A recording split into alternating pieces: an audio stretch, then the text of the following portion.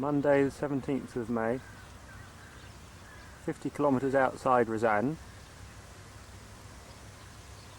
Found a very pleasant stop for a picnic lunch by this small lake. Spring's well and truly underway, the frogs are croaking away like mad. There's loads of, all the flowers are coming up, covered in dandelions, lots of veronica, the vetches are coming up, the grasses are coming into flower. We've passed one meadow being cut already. It's another beautiful sunny day, slight breeze keeping the mosquitoes away.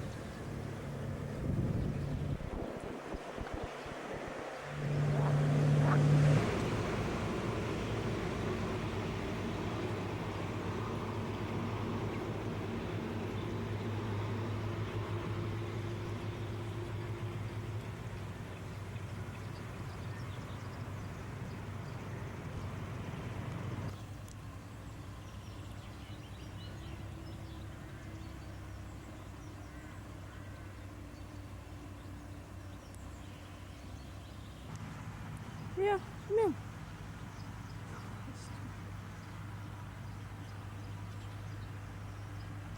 Yeah.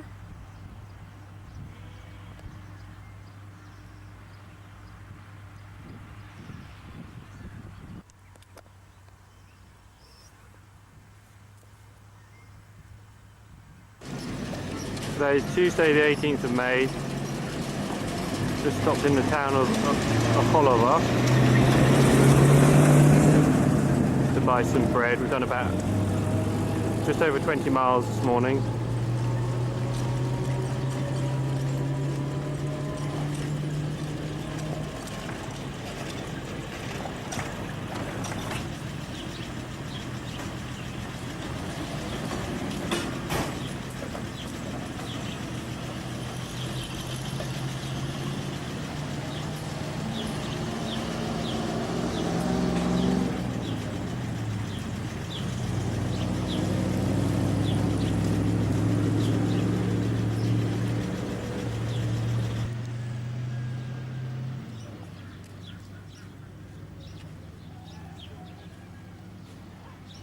I think I'll use the bike at the back. That'll get to Vladivostok. Oh, hello. Just stopped off to buy some bread and some cakes by the look of it. Quite nice, these cakes. They're very hard, but we've had some lemony ones and some... Sure, I'm talking. Lemony ones and some minty ones. What? So for 554 rubles, we've got 2 loaves of bread, some rock cakes, and some cheese, and 2 packets of soup. Excellent. And that's it. That's about 40p. So you can have a nice rock. Thank you very much. Go. It's Tuesday the 18th of May this morning. We've done about just over 20 miles from, I don't know the name of the town we stayed in last night because we weren't actually supposed to go there. There are only 2 roads heading eastwards out of Razan and we managed to get the wrong one. So fortunately we didn't discover it until right at the end of the day, otherwise we'd have spent the whole day thinking that it was a really annoying thing to happen, but we didn't find out until the end of the day, so it wasn't too bad. The only annoying thing is that there aren't really many alternative roads, so what we're doing today, fortunately the town we stopped at was at a point where we could take another road, so what we're doing today is heading northish and northeastish to get back onto the right road. Yeah, it's a bit of a headwind this morning, but the sun's out. There was a huge thunderstorm yesterday which we just managed to miss, so that wasn't too bad. And we've just stopped off in this town, which is called Okholova, I think. Okho means ear, so it's ear town, or I don't know, the ear hole of Russia, I don't know, or wax haven, something like that, in English I suppose. It's not too bad, just been into the shop here, bought some bread, bought some buns and things, and then we'll set off, and I think we'll only be about half a day behind by the time we've caught up and done to do a bit longer today than we would have wanted to if we'd been on the proper road. Excuse me. But we'll only be about half a day behind, which isn't too bad, and we'll still get to where we wanted to be in 6 days' time. That's what our main target is. It's a bit harder, 150 kilometres a day What, today? altogether, each day just about. Yeah. So, but we'll still get there in 6 days, which is the main thing, so we'll be on target in 6 days. Tuesday the 18th, and we're still alive in Sarai. It's been really hard going today. There was quite a nasty headwind, and we've only been going for 4 hours and only done 73 kilometres, I think it is. Had a bit of discrepancy on the maps. Vladimir says there's a road, no road going in a certain direction, and mine has a completely different story. There's an actual map, a road going across to another town, which would be a shortcut. But I think we'll still go to Shak, just because I think we've got this nasty headwind at the moment. But if we go north, then we'll actually might get a bit more of a crosswind, so it might be a bit easier. Shak's now another 70 kilometres away, so it's actually been a lot further than was marked in the maps as well, because I think it was 55 kilometres that it was supposed to be, and now it's actually an extra 15 kilometres that wasn't marked on the map. So it's been pretty interesting, character building, and some pretty interesting food today. We're still alive. We've had soup, very fatty, with macaroni and a few vegetables, not too bad. And the rice with lumps of fat in it, like a risotto, the way it was just like that. Now I've got these wonderful things, which is a big fat lady behind there is making, frying them, deep frying them in sort of quite cold kind of fat, and just sort of slopping them out and onto the sort of half draining them, and just now I've got, you can see this fat oozing from them. They've got rice and egg inside. So really, we'll just keep plodding on today and keep going with the Shak. We wanted to go about another 30, 40 kilometres after that, but we'll see how we go. This is hard work. That's about it, I think.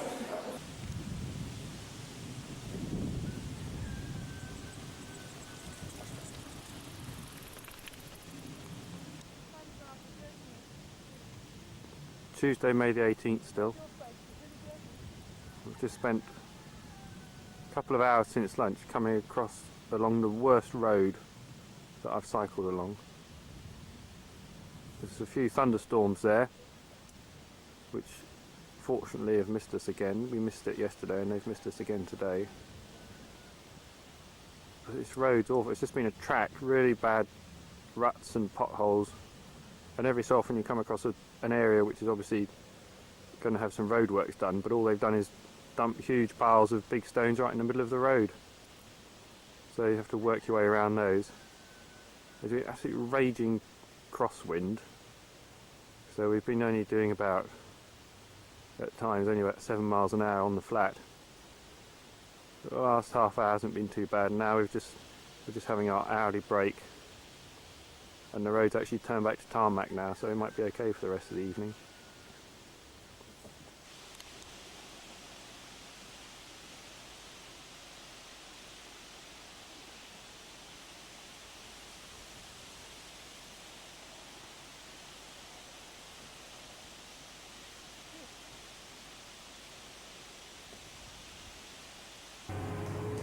Morning. It's Wednesday the 19th of May this morning. It's about 6:15 in the morning. We're all knackered. We did 91 miles yesterday, which is very good because the road was awful, but it was 91 miles of just getting back online because we went wrong the day before. So we're actually only about 120 miles or something out of Razan.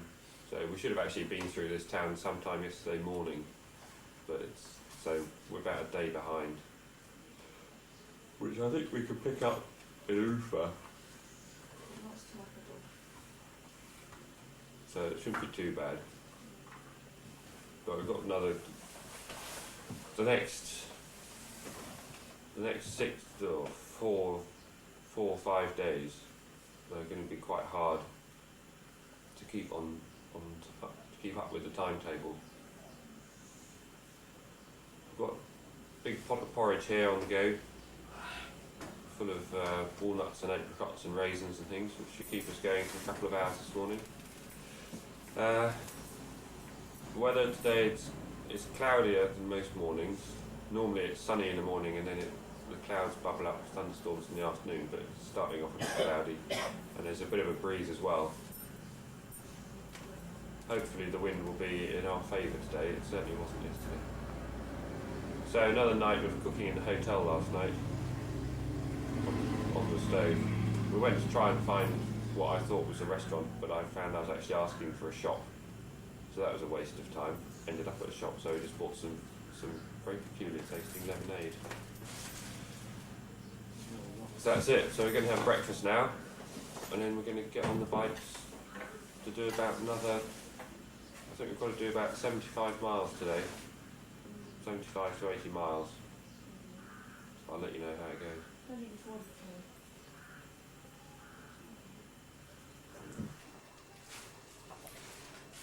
Right, it's Wednesday the 19th of May. We're at a town called Nizhny Lomov. It is 9:15 in the evening. Since I last spoke to you, just as I was about to have my breakfast, we have done, if I can find it on my machine here, 187 kilometres or 115 miles, and that took us 8 hours 53 minutes of quite fairly pleasant cycling today. It was nice and cloudy this morning, so a bit of a rest from the sun. Yesterday it was sunny all day, so it was quite hard work. It was very hot and sunny this afternoon, but we've had a tailwind most of the day. The road was, this afternoon the road's been quite hard work. It's rolling hills, some quite sharp climbs, nothing too long though, but fairly steep. And in places the road has been very sticky. When it gets very hot, the tar melts very easily, so it gets really sticky and your bicycle gets covered in tar, and it makes it quite heavy going. But we've done further today than we thought we were going to do, or further than we planned, which means that we get to Penza tomorrow a bit more quickly, so we can have a bit more of a rest there. We're still about a day behind, but we'll make that up over the next 4 or 5 days. So it's not a problem. We just arrived in this town. Talking to this bloke in the restaurant next to the hotel, a chap called Mikhail, who was hopelessly delighted to find that there was someone English that he could practice his English with. He's a psychiatrist apparently. So we've just checked in here.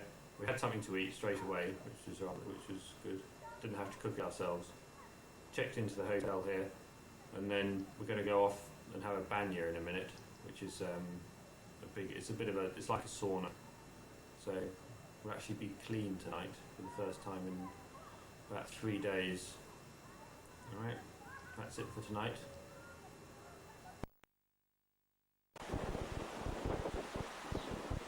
Today's Thursday the 20th of May.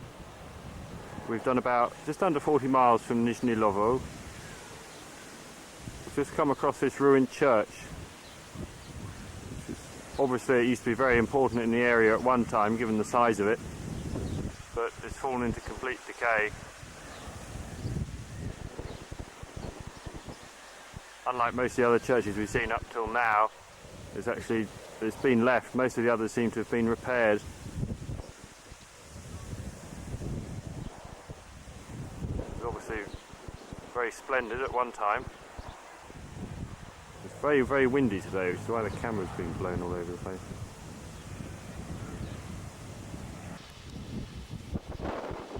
This is the view. The church is on the right hand side. This is looking back the way we've just come. From the tree there you can see it's very windy, mainly a cross headwind, so it's quite hard going today. but it's going to be a relatively short day.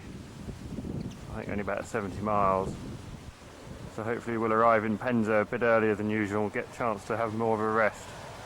I don't think we're really getting enough sleep at the moment. We may even get to use the banya for once. Get a decent wash.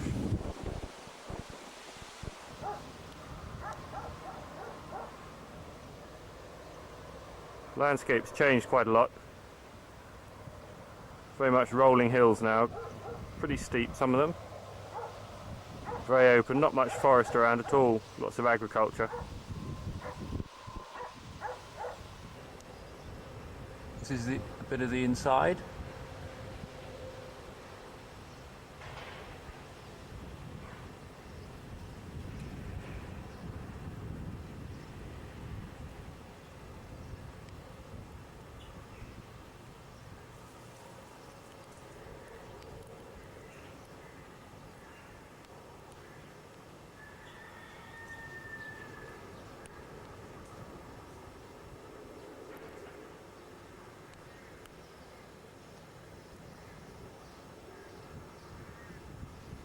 Bit of a mess, really.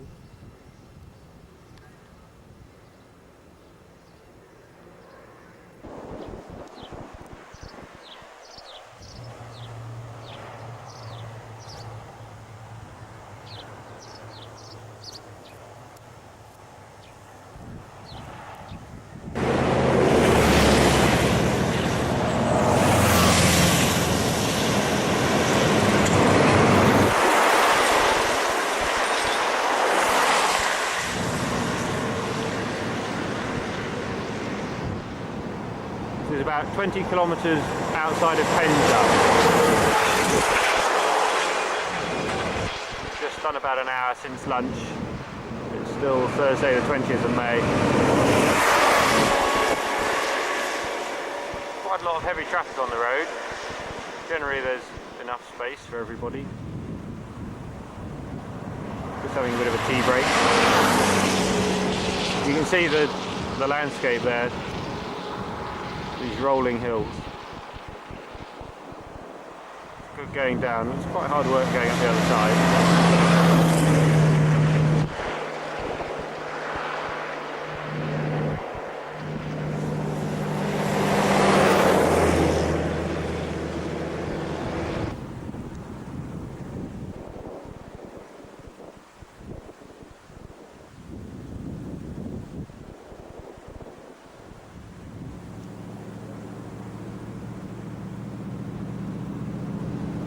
Comes a huge truck, probably get blown about.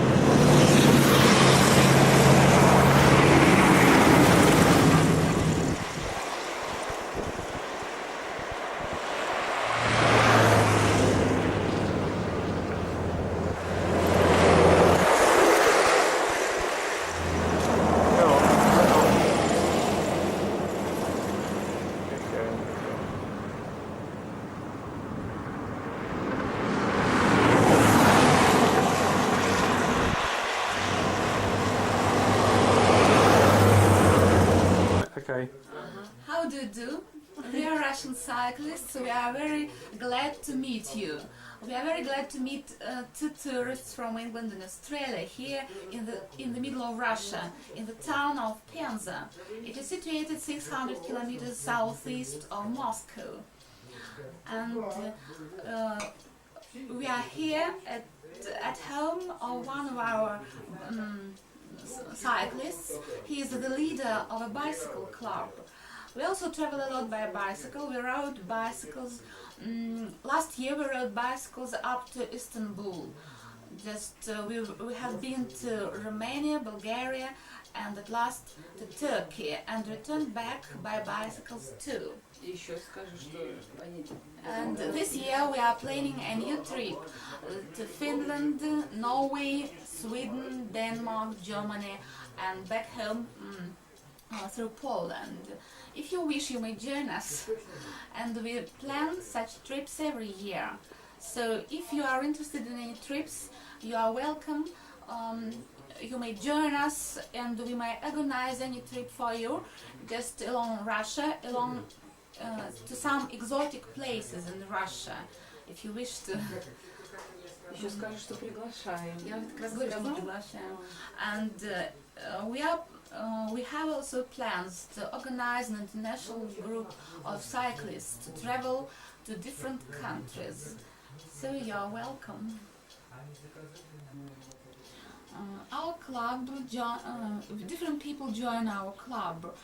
They are different in profession. For example, my girlfriend Galina is an engineer at a plant, and I'm an English teacher.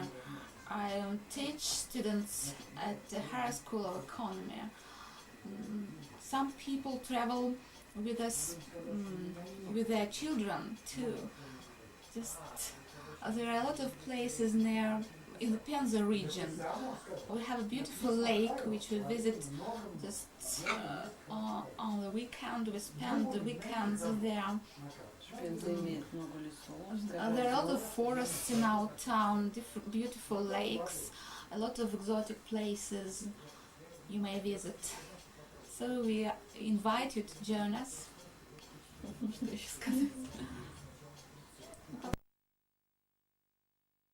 Нет, на сирене. Вот чем Запад хорош, что он что частный вариант, что на севере. Все одинаково. А у нас вот... И она мне еще сказала, ты приходи к следующему. Vladimir and Eugene just relaxing in Nikolai's flat in Penza. Одни и те же, они вот мешают, там крутят, ну и какие приятные цвета такие получают. Все вот отношения опять-таки в зарплате. Если... Да, зарплате, да. Там. Я все время говорю, у нас ведь немало платят, у нас много платят. У нас платят за несделанную работу. Вот нет отопления, мы все равно платим. Да, Лестницу не убирают, мы платим. Там что-нибудь прачечную принес, не сделали, заплатили. Сколько? Тысячи ты. Just Да in ты что? Ну, flat я of не the chap могу called В Москве Nikolai 12, in без the town of покрышки. Penza. Ну, не буду брать. It's Я уже Thursday давно evening ничего не now, it's покупал. the 20th of May. Это This is Vladimir here, четверг, а and где в talking четверг? to Eugene, who's a chap we've just met. They're all local cyclists in the Penza Cycling Club. They've been all over the place, doing lots of cycle trips. We're just going to go out and have a look around the town now. It was quite a short day to get here. It was a bit shorter than we thought on the map, so that was quite a good bit relaxing. I've got a bit of a dodgy stomach today, so I'm not sure what sort of sleep I'm going to get tonight. But it's not too bad. I think drank a bit of dodgy well water. I think probably somewhere along the way yesterday. What else? The name of Nikolai. We were just in the petrol station yesterday evening, just outside the town where we stopped yesterday evening, and the chap that Vladimir was speaking to get the petrol just gave us Nikolai's name and said, "Oh, he's a cycle tourist in Penza. Give him a ring." So when we turned up in town at about 4:15 this afternoon, Vladimir just rang him up. Fortunately, Nikolai was in, and he said, "Come on over and stay around at my flat. We can talk bicycles." So everybody else is just in the other room down the hall there, looking at our bicycles, very interested in them. And Eugene's actually got a Russian mountain bike, one of the first Russian mountain bike designs. So they're very up to date here. And they actually Nikolai had actually read about us, because the letter that Kate wrote to the chap in the Volgograd Cycling Club, he published. So he published it in one of the national magazines, and Nikolai read all about it, so he knew about us a little bit. So we're famous all around Russia, and we were recognised from being on television as well. We were on television in Ryazan the other morning, and somebody recognised us from that. So we're media figures now in Russia. So we're going to go and have a look around the town now and see what Penza's like. It looked quite good on the way, so and then we'll go to a restaurant, have something to eat, and that'll be it, and hopefully get an early night tonight. Okay. All right. This is the monument to the fighters who gave their lives for proletarian revolution. So they perished, they died, but so that the revolution could take place in our country and the changes have taken place. They hoped for the best life that would be in the country, but they have been wrong. They had been wrong here. something different happened. What does the plaque actually say? The plaque says that long live the names of the fighters who died for proletarian revolution during the proletariat revolution.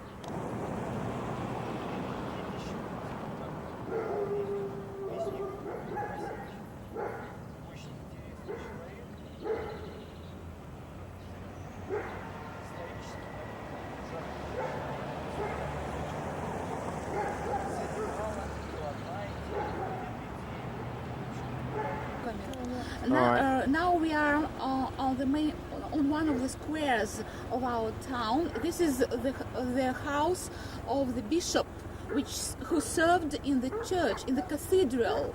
The cathedral is over there, where the monument to Karl Marx is situated now. The cathedral has been destroyed by revolutionists, and the first.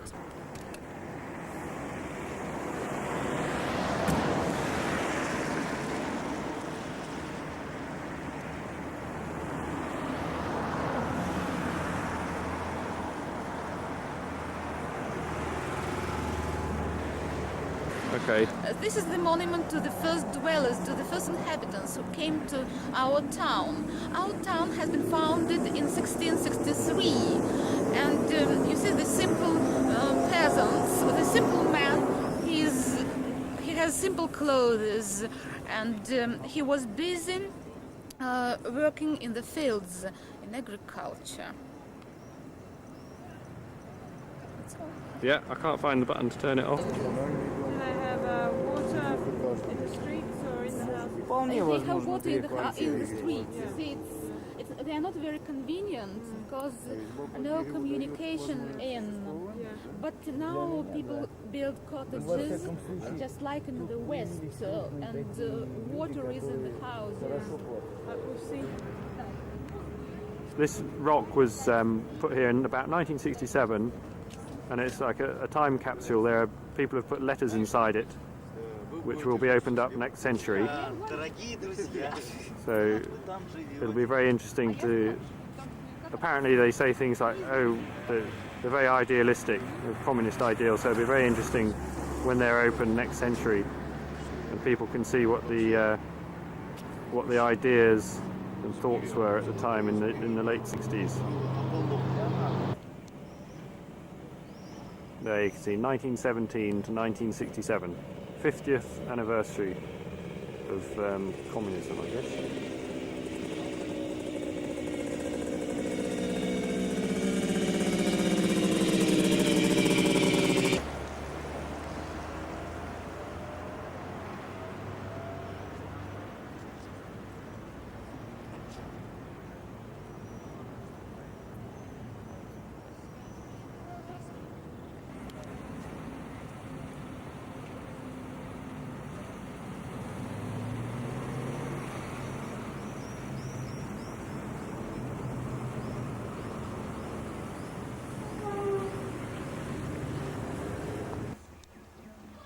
We've just been going for a drive around.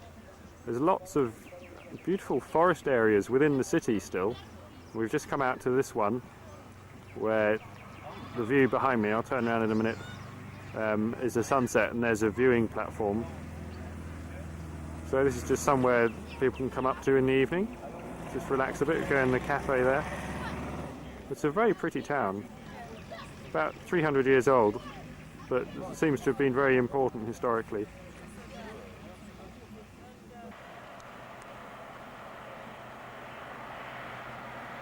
This is the view from the platform, looking into the sunset.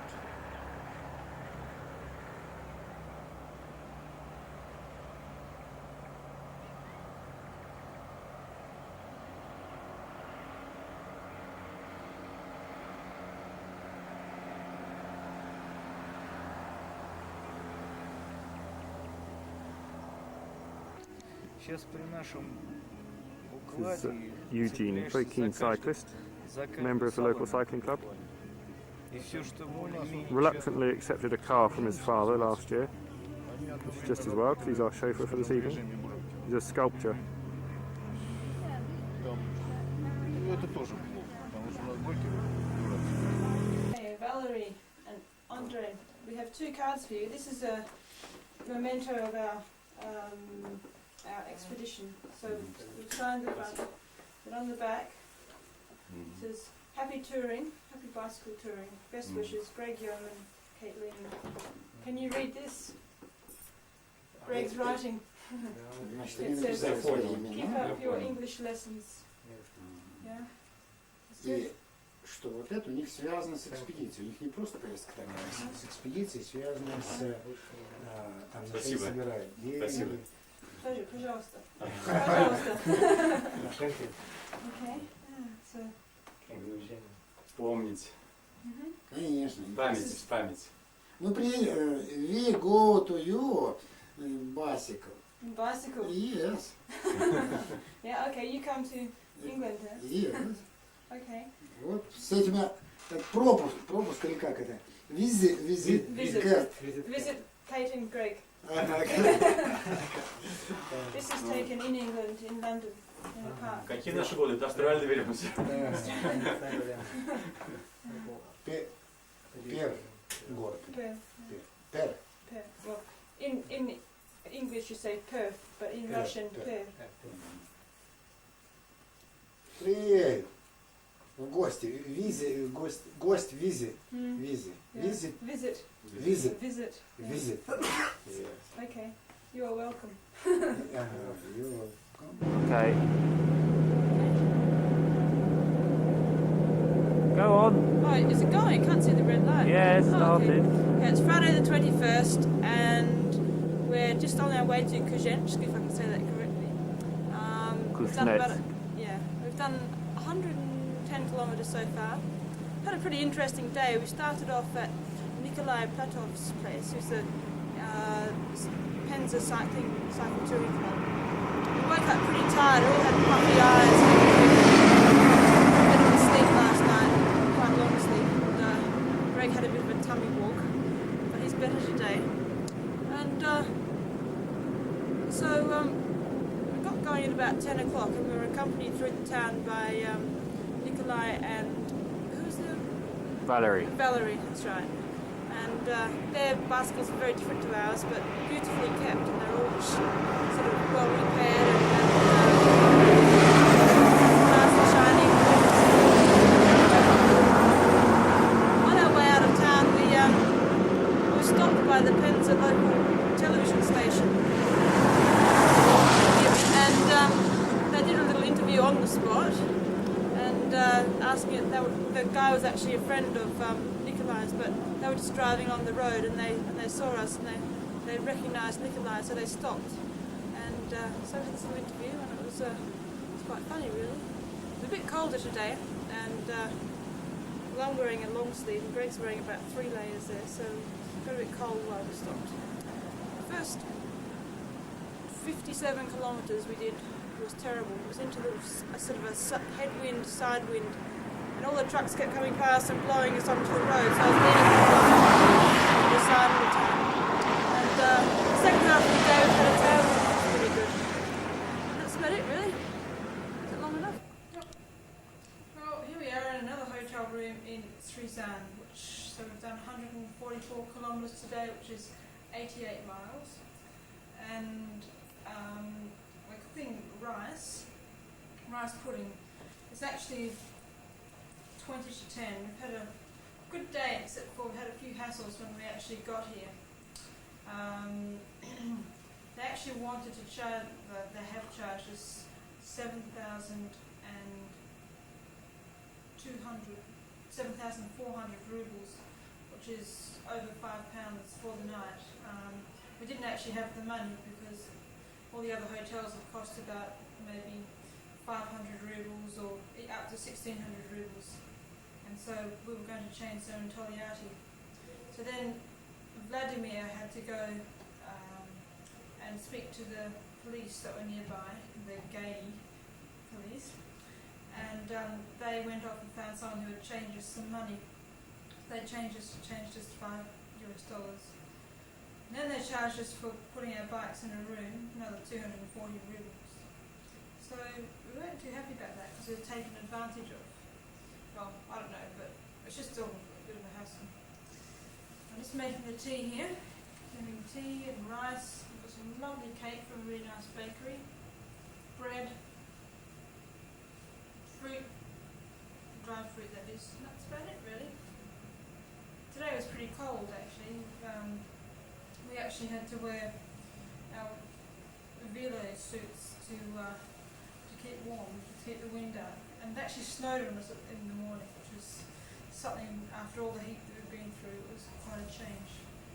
So, that's probably about it, really, I think. Can't think of anything else to say. It's a nice What town. about the Seems like wind? Ryazan's actually, it's actually on the Volga. We haven't actually seen the Volga yet, but we saw this time around. We actually saw the Volga up near Tver, and we camped up there when it was a much smaller river. So it's going to be interesting to see it here, which is it's going to be huge. It's going to be miles wide. And after tomorrow we'll have a rest day in Togliatti, and probably just sleep. We've done quite well, so we've been going quite hard. We need a rest. We deserve it. I'm knackered. Greg's naked. He is actually holding the camera quite still, which is unusual for him. He usually shakes around a bit. It's tricky. Uh, It's my elbows are resting on my belly, so I'm we actually camped last trying night. not to breathe. We actually camped last night, and we woke up this morning and we all had sort of big puffy eyes. Greg's had a disfigured face all day. I think I looked terrible this morning. I could hardly see out of one eye. Yeah, you did look awful. But just to keep- Positively Mongolian. Yeah, we haven't got to Mongolia yet. Well, we'll be able to sneak over the border without being questioned, won't we? I think so. Look like natives, no problem. Puffy eyes. We managed to miss all the rain today as well. It kept going round us. There were loads of huge rainstorms, and it was really windy. And we kept thinking that the rain would be blown onto us, but for some reason we kept managing to escape it, and it kept going round the side, which was good. Every time we stopped, though, it was really cold, wasn't it? Yeah, better to keep moving Why is the camera flashing like that? because the battery's going to run out. Right, that's your lot. It's what's the day today? Saturday. Saturday is Zaboda? Zaboda. Zaboda? 22nd, I think. So we've done 3 weeks today. This is the end of the first 3 weeks of cycling, and we're still alive. And we've done But we're just about to eat some of 2,000. Kate's rice pudding, so we might not be alive in about half an hour. We've done 2,100. Lucky I checked that. 2,100 and something kilometres. Pretty good, isn't it? In 3 weeks. Bloody long way. Anyway, good night. It's not bad anyway.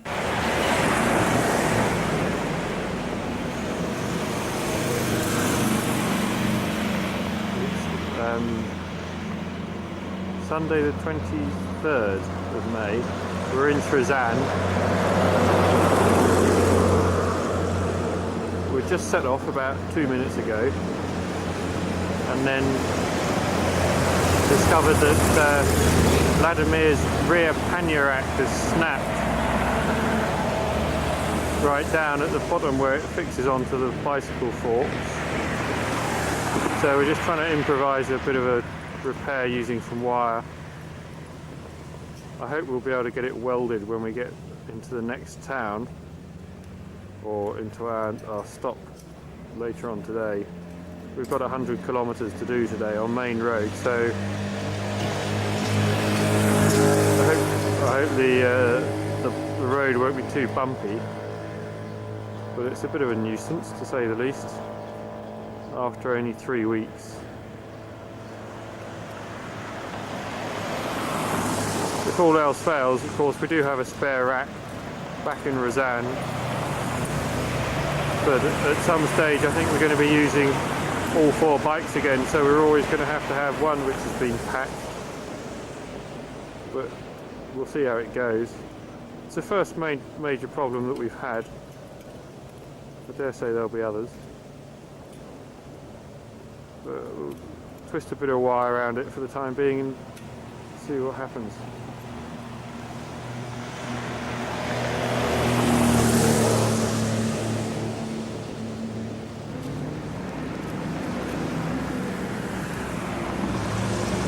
My father can fix anything with wire.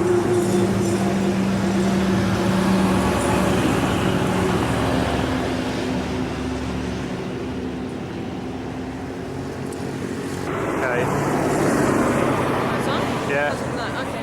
Today's Sunday the 23rd of May and we've gone from Siberian and behind me you can see Tolyatti. Tolyatti is our sort of goal for the first 7 days and we plan to have a rest there.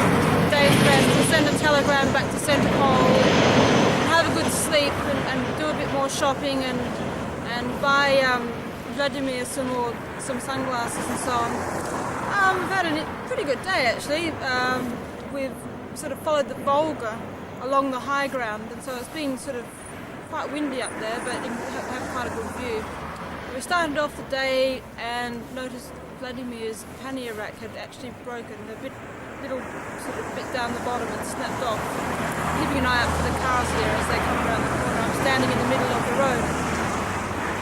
So anyway, so we found a bit of wire and patched it all up and hopefully we'll weld it, get it welded at some stage. And here's another car. No, I'm moving. Thanks, mate. Okay, just nearly got right over there, but managed to just avoid that one. That car doesn't know what he's doing. He's just... Okay, when we start? Changing money. Oh, we changed some money too. We stopped at a little town and there was a whole interesting stall there and there were lots of smoked fish and so on. And then we changed the money. We got 1,000 rubles per dollar, which is not a bad rate. The best we've had so far. Yeah, the guy actually approached me first. I had no idea what he was saying. This guy came and approached me with a bottle of vodka in his hand, so I sort of said, "Yet." And then Greg didn't know what he was saying. Then he mentioned it to Vladimir. As we were short of money, and after last night costing us 7,000 rubles, which blew our budget, we needed some more, so we just changed $10 to get us going. So that's about it.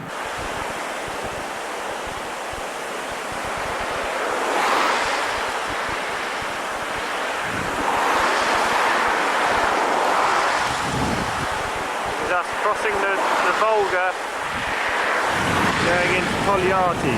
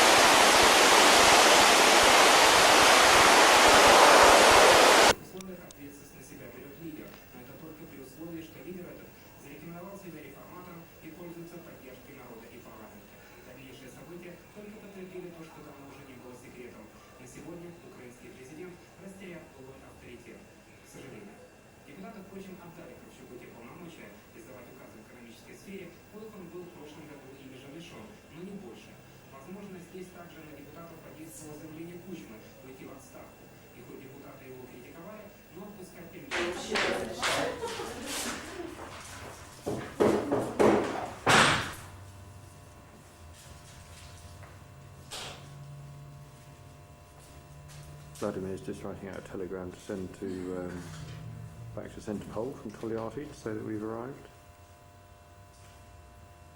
What's today? Monday the 24th of May.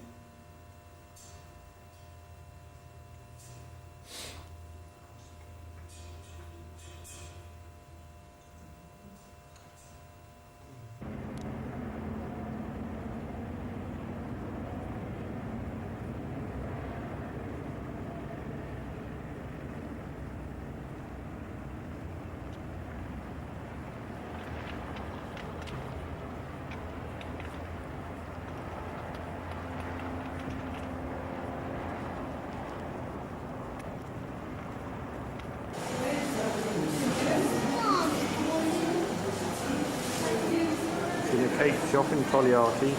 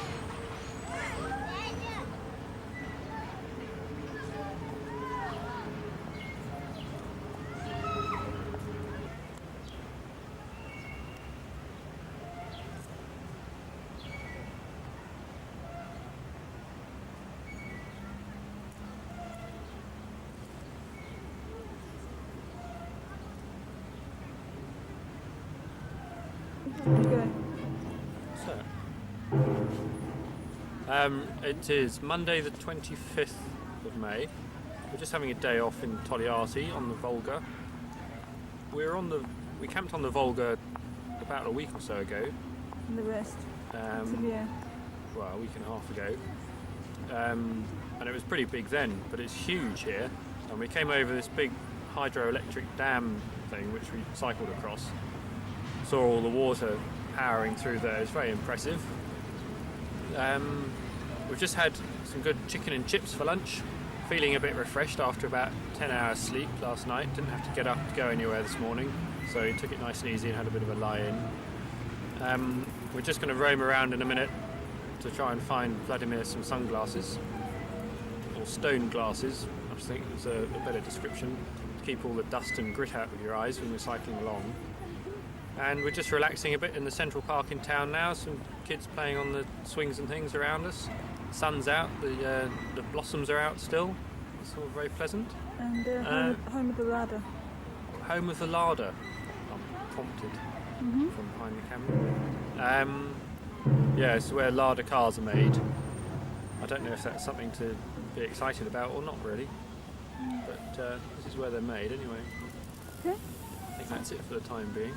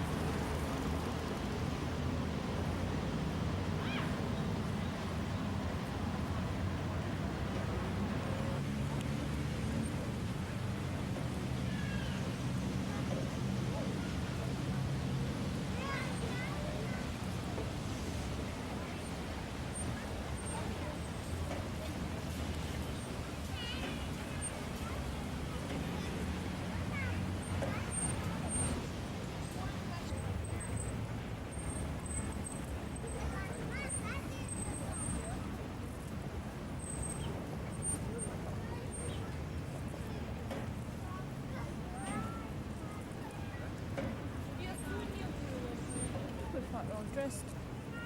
Some people don't.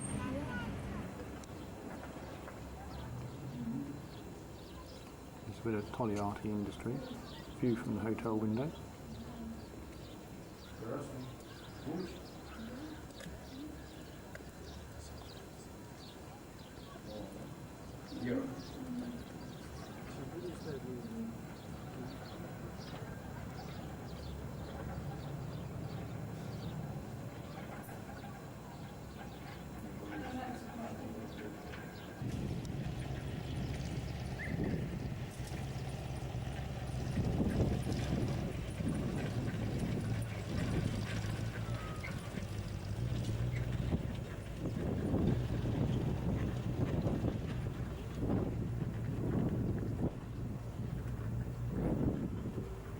This is our hotel in Togliatti. Actually better than it looks. Had boiling hot water last night for a really good shower. And electricity.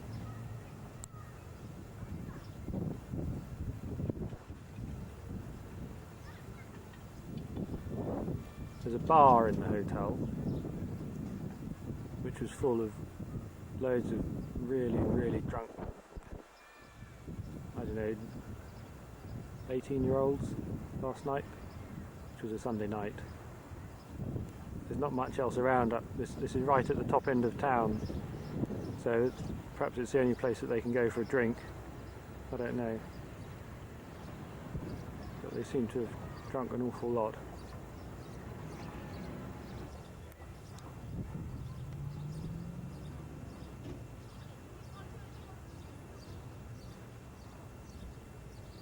It's just looking down the street. The hotel's on the left, out of the picture.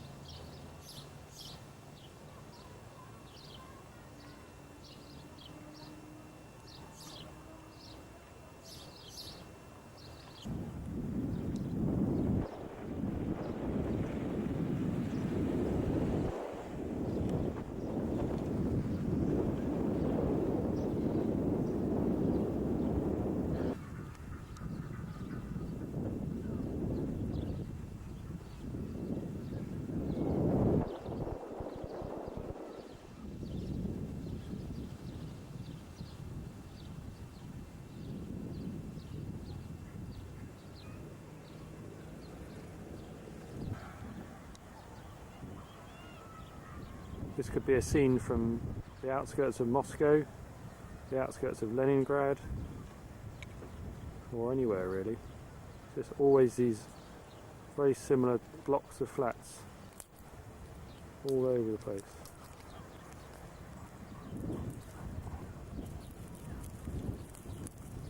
They always seem to put the housing up before all the infrastructure is completed, so you get these really shocking roads, half-built, just surrounded by all this bare mud.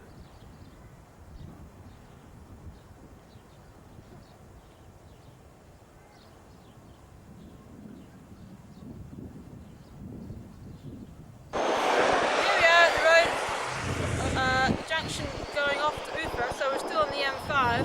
The other road off to the right goes down to Samara. The date today is the 25th of May, and we've done about 80 kilometres. We've actually seen a couple of cyclists going past there, and we saw a whole pack of them going in the opposite direction. It's been easy going today. We've had a tailwind for most of the day, and it hasn't been too tough at all. It's been quite fast going. In fact, we've averaged 22.5 kilometres per hour, so it's pretty good going. We've discovered that our maps are different, and the fact that my map, which is the German map and Vladimir's are totally different. I think my map might be more correct than the actual Russian map. But from Togliatti, from the turn-off there, we've actually got 500 kilometres to get to Ufa, which is a bit more than my map says. My map said about 460. But Vladimir's map didn't even have the road on, so I don't know what's happening there. Anyway, so we're now just waiting for Vladimir to catch up. That's about it, really. Tuesday the 25th May, 78 miles outside of Togliatti.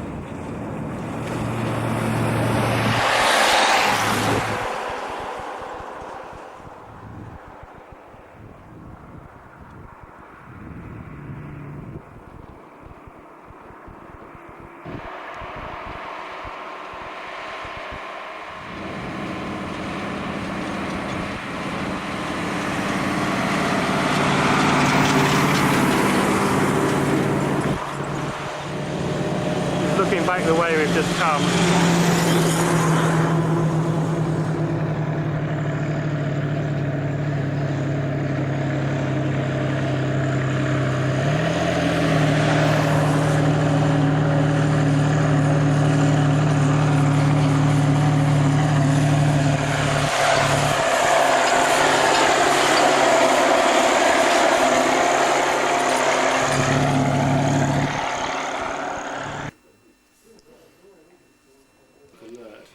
You're alert. right, what's today? Tuesday, should we start that again? Keep going. Take 2. Take 3. Tuesday the 25th, is it? Yep. Take 4. Tuesday the 25th of May. We left Togliatti this morning and we went to Stolova for breakfast, which was the first time we've done that. Thought it would make a bit of a change, but it was exactly the same.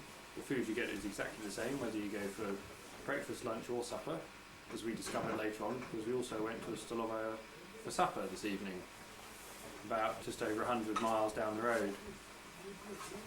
So we had overcooked pasta and bread for breakfast and soup and sort of spaghetti for supper. So the menu hasn't been very varied today.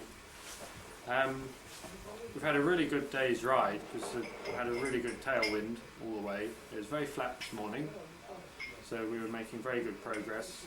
Vladimir was trailing quite a long way behind, so we have to wait about 15 minutes or so each time.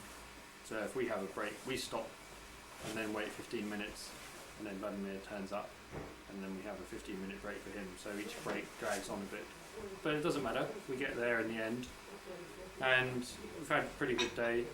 We've done just over 100 miles. The weather's been good, no rain. It's been sunny, very windy, but the tailwind for once. The wind's changed direction, so whereas it was very cold wind for the last few days, it's been more of a westerly than a northerly today. So it's been pretty warm. And then we wanted to get to a town called Sukadal this evening, which we more or less found.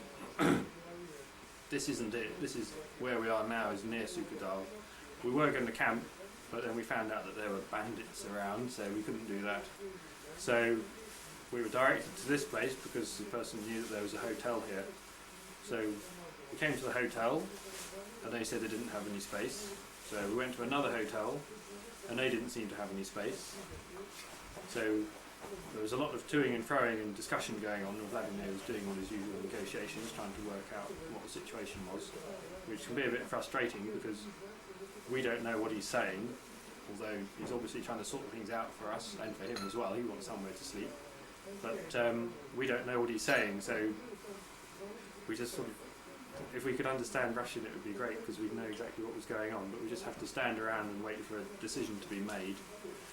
And then, so a decision was made, and we spoke to some youngsters and they came and checked this original hotel out again and said, yes, you can go and stay there. So we came back to here, and I think we've got into a two-person room with a sofa which someone can sleep on, so it's a bit cheaper as well.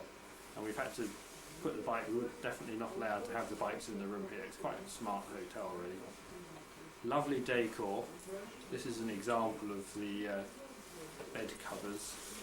It's very tasteful. I think if I just drape that over my shoulder so you can appreciate that while I'm just telling you the last few bits of the report. It's rather nice. Very tactile material. This makes you just want to stroke it. It's lovely. Probably sparks quite nicely in good dry weather. I don't know if you can see the careful work that's gone on in the embroidery. Anyway, we had to put the bikes around the corner. We weren't allowed to keep them in the room, and we're definitely not allowed to cook on the primus in the room in this hotel. So, but fortunately we have had supper. We had that down the road in the Stolova, so that's okay. We're just going to have some tea and cakes now, and then we're going to write up the diaries, and then we're going to go to bed, I think. Okay. Good night. Spokojnej nocy. Good night.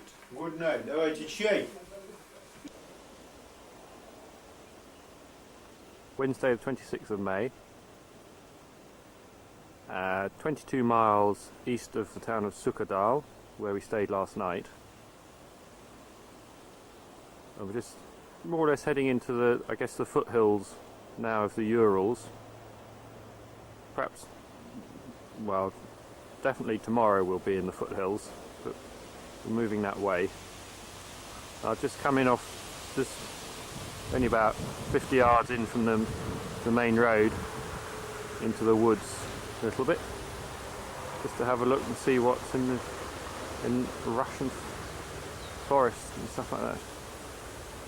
There's a huge anthill down by my right foot, which I shall show you. Not my foot, of course. I've seen my feet before. I'll show you the anthill.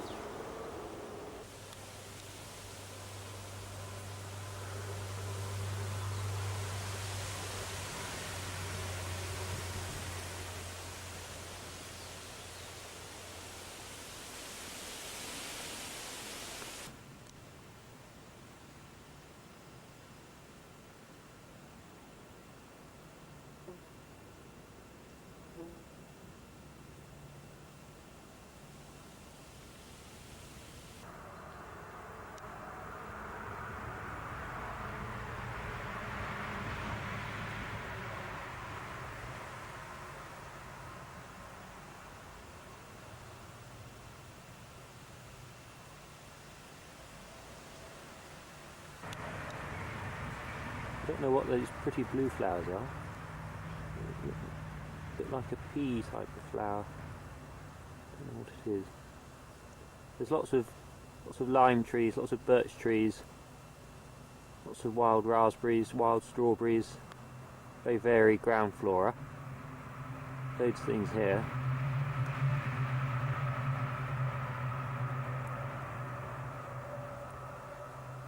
Just hope a big bear doesn't come into the picture.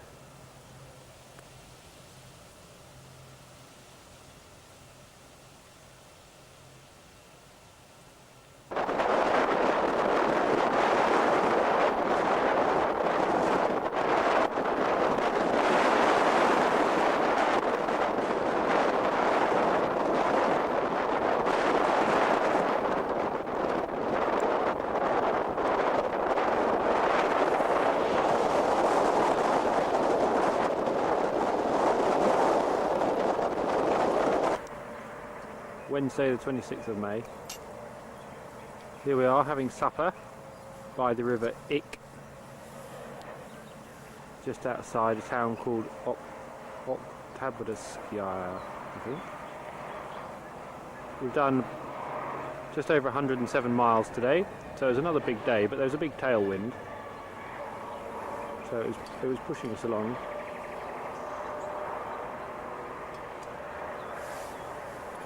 For supper we have got vegetable soup with some extra bits of spaghetti in it, followed by rice pudding with some stewed apple and raisins in it, they're good carbohydrates. We've had our vitamin pills, so we're all right.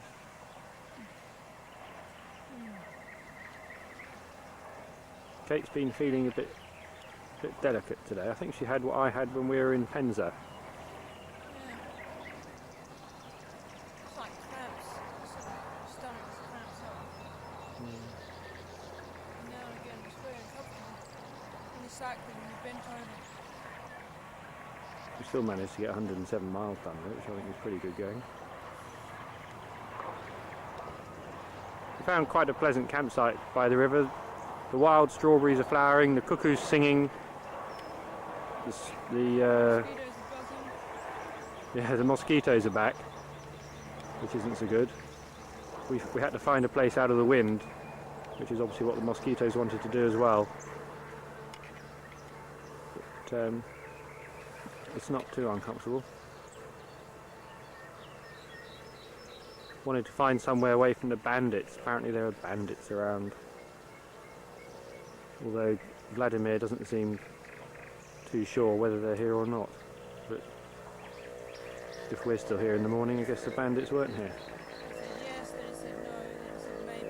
Yeah. And I think he's arranged for us to stay with the police in Ufa, which is, if we go for it, it'll be tomorrow night. If we take it easy, it'll be a day and a half's ride from here.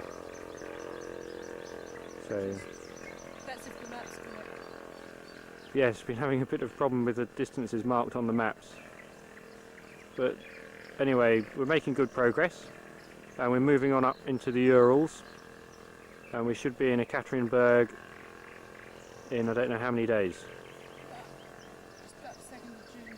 2nd of June, I think, and it's the 26th of May today. Is that 25th or 6th? It's the 26th. Right, I'm going to eat my supper.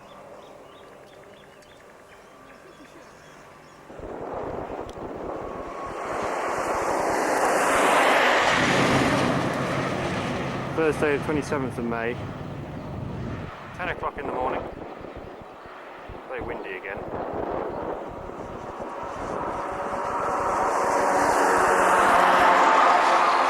Just getting a picture of the landscape.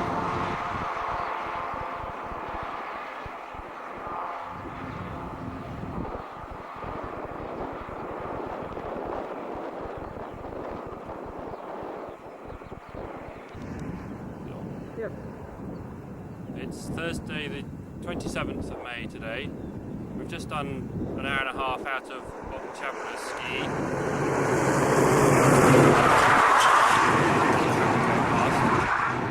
And this is fairly typical landscape that we've had for the last few days that you can see behind me. There's lots of escarpments like this and fairly steep hills going up them. And then it's fairly good fun going down the other side. Very dusty when the trucks go past. So there's not many trees around up here, but we've seen a lot of oil wells and a couple of large oil installations with what look like storage tanks. Lots of nodding donkey oil wells dotted around the landscape. Other than that, there's a bit of agriculture, a few herds of cows, but no villages. We haven't been going through any villages the way we were going through them in between St. Petersburg down to Ryazan.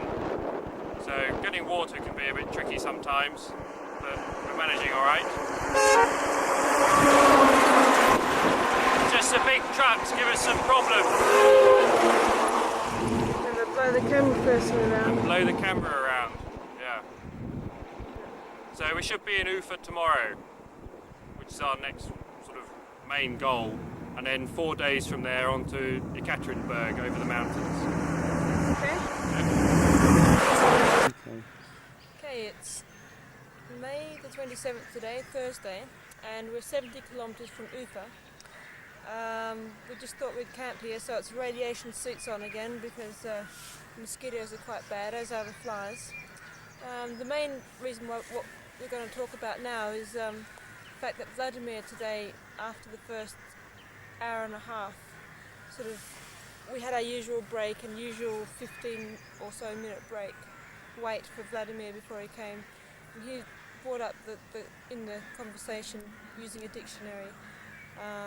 Just if it was annoying for us to actually have to wait for him all the time.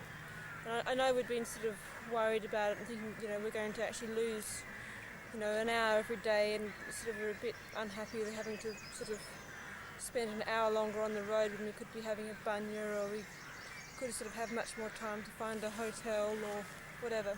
But really there's not a lot we can do about that. I think we said it's not a problem having to wait 15 minutes, but if it gets any longer, then it's going to be a problem. For example, if we had to wait for 30 minutes in the Urals because we're much stronger in the hills, then we actually suggested that perhaps he could come with us in the morning there and take a truck in the afternoon, but he didn't sort of like that idea. So basically we're going to take that one as it comes, and we said it would be okay. The conversation sort of took quite a long time because we had to look up each word in the dictionary, so you can imagine that was sort of quite slow and painstaking, but I'm glad that was sort of all brought up. I think it'll be better after we get out of Katrinberg, where it'll be flatter again. I think the main difference is that we're just quite a bit stronger, especially on the hills. When it's flat, he's not too bad. It's just we're faster. We're faster, and it's sort of I wouldn't really want to go any slower because I get a rhythm going. And Greg's the same, gets to get a rhythm going, and you don't really want to go slower. It's hard work to go slow up the hills. I like to keep the momentum going, so we just have to be content with actually just waiting that amount of time. In the end, we decided to go for longer, and we say every 2 hours rather than every hour and a half, just so that we cut down on the breaks. So then we only have to wait once rather than twice. So that'll cut down on time. So that's what we decided in the end. So we just keep going. And I think we really sort of keep looking after him a bit too, just making sure he doesn't feel left out. Sometimes we think he's sort of a glum face. That's about it, really. I think these mosquitoes aren't really much fun. So you can probably turn it off. Yeah, I'm just letting it run on a bit. Have I forgotten anything? I can't remember. Oh, we've got a bit of a hole in our tank. Oh, it's the first thing we've noticed is a little seam beginning to split a bit, which is a bit of a worry. And also I'm still worried about the headset on my bike because there's some washers that have gone. And you can actually see the bearings, so I'm just going to stuff grease in it now. And we've ordered the parts, so I just hope it hangs together until we can get them. Novice averse. That's it, really.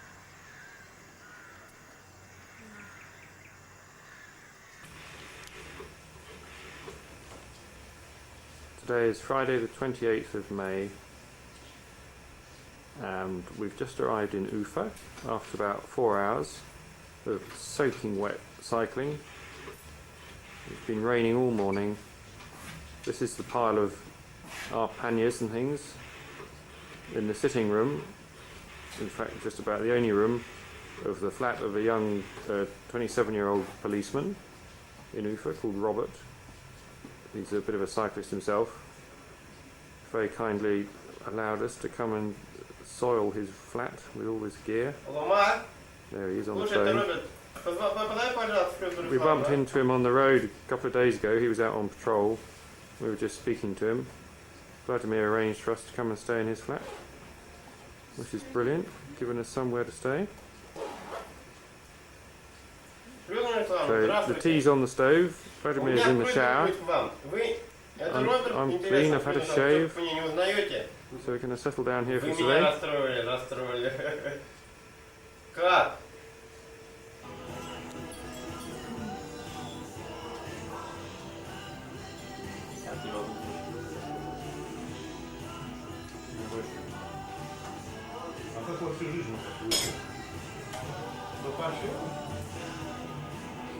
Нет, с удовольствием уеду. Но мне только в России нравится в Ленинграде, в Москве. Больше нет. Ну, сейчас плохо. Вот я первый раз, когда был, я обалдел. Шикарно. Ну там вообще у меня был. Я вообще молодой был, что такое немножко. И приехал в Ленинград, никого нету. стал около Октябрьского, что там какие-то. Люди ходят, я говорю, здравствуйте, вы меня не возьмете себе ночлег? Ну, от меня люди шарахают в порядке вещей, типа думают, ну, действительно, что там. Вот, а потом как там я снял за 5 рублей в то время. Но мне очень понравились люди. И еще же мы не были женаты, мы поехали в Ленинград, я ее повез специально приходить только по театрам и утром по музеям, больше никуда. Куда я не ходили, 4 дня было. Мне тоже не в то время понравилось. Она была обалденная книга. Дело в том, что там намного интереснее. Вот мы с женой недавно ездили в Москву. Hello. This is Robert's wife Diane, just making us a bit of food, bit of cheese there. Cheese, yes. Cheese. She does speak English. Hmm? You do speak English. A little bit. She was saying earlier on that apparently 3 days ago they had snow here. Ой, не понимаю. 3 дней. Средний. 3 А, dni. 3 day? 3 day? Yeah, da. 3 day ago? Yeah. Mm, Snow. going snipe? Snow. Snow. Snow. Snow. Snow. That's it. Da. Snow. Yes. Pravda. А? Pravda. Правда.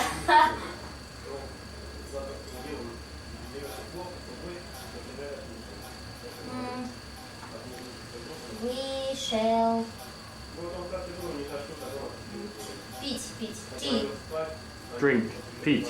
To drink. Drink, yes. Gлагол pить. Chai. Tea.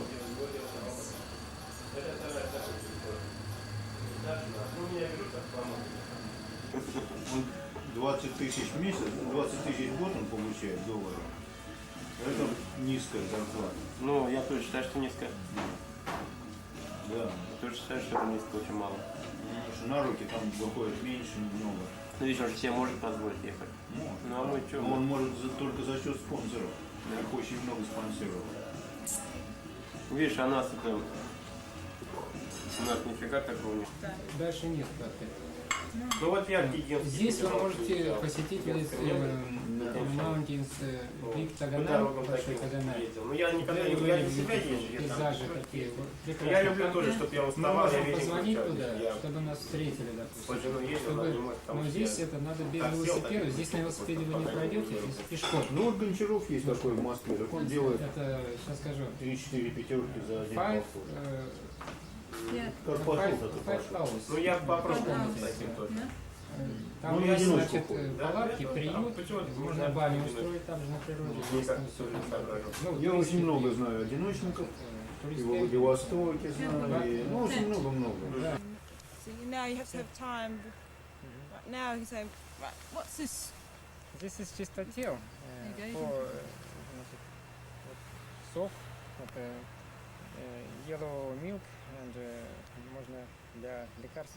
Yeah, so what does it actually puts on dotted on? If that was a wart. Да, it would and be very good. our значит, pulse, our hands is very clean after that. So that is like medicine for to. Home medicine problems. That's pretty yellow. Yellow This milk. is Anюта, Анютины глазки, Анюta eyes. Yeah. It's the Small. lady's name. Small for It's like a little violet. Yeah. Oh, really pretty. Say the name again. Oh gosh.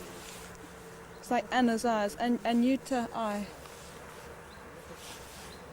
Yeah.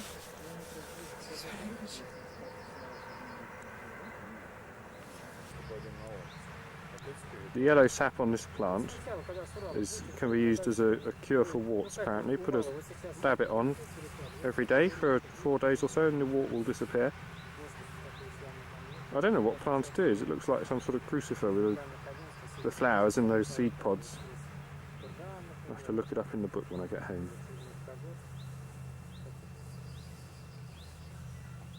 We just stopped in the woods up. We're about 40 kilometers just outside Ufa, east of Ufa. Just heading up into the foothills of the Urals. We've only had a very short day today and we're going to camp here tonight in the woods.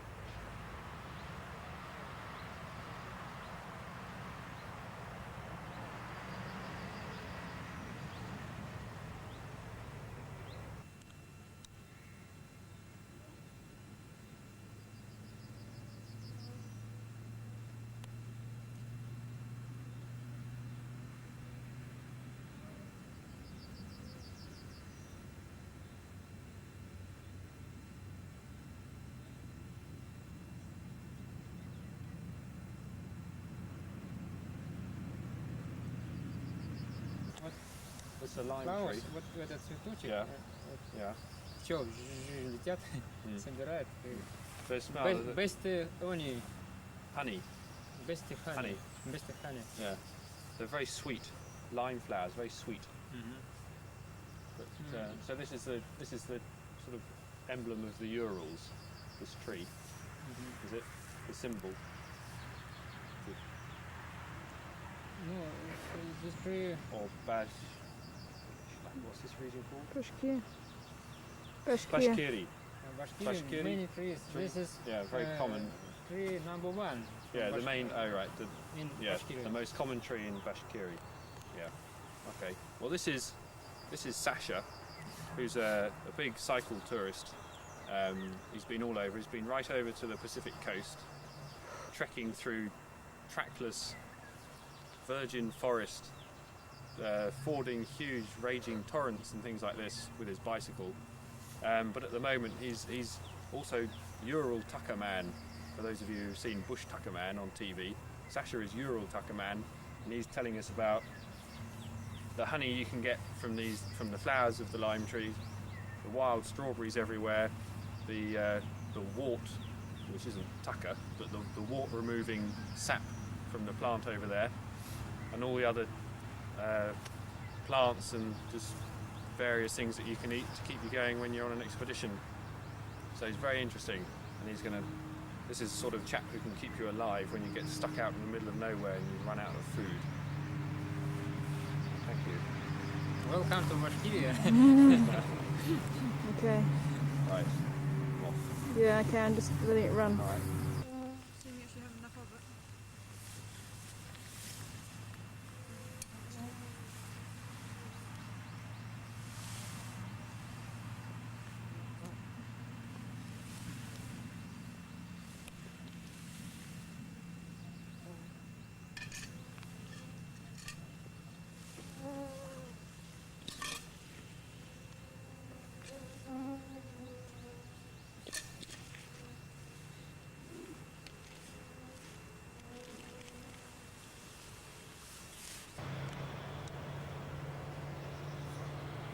Saturday 29th of May,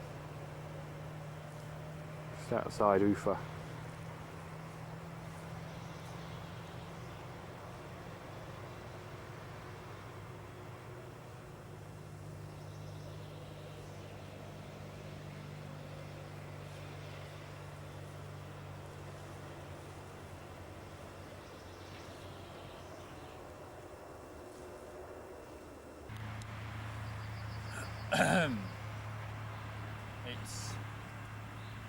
Today is Saturday the 29th of May.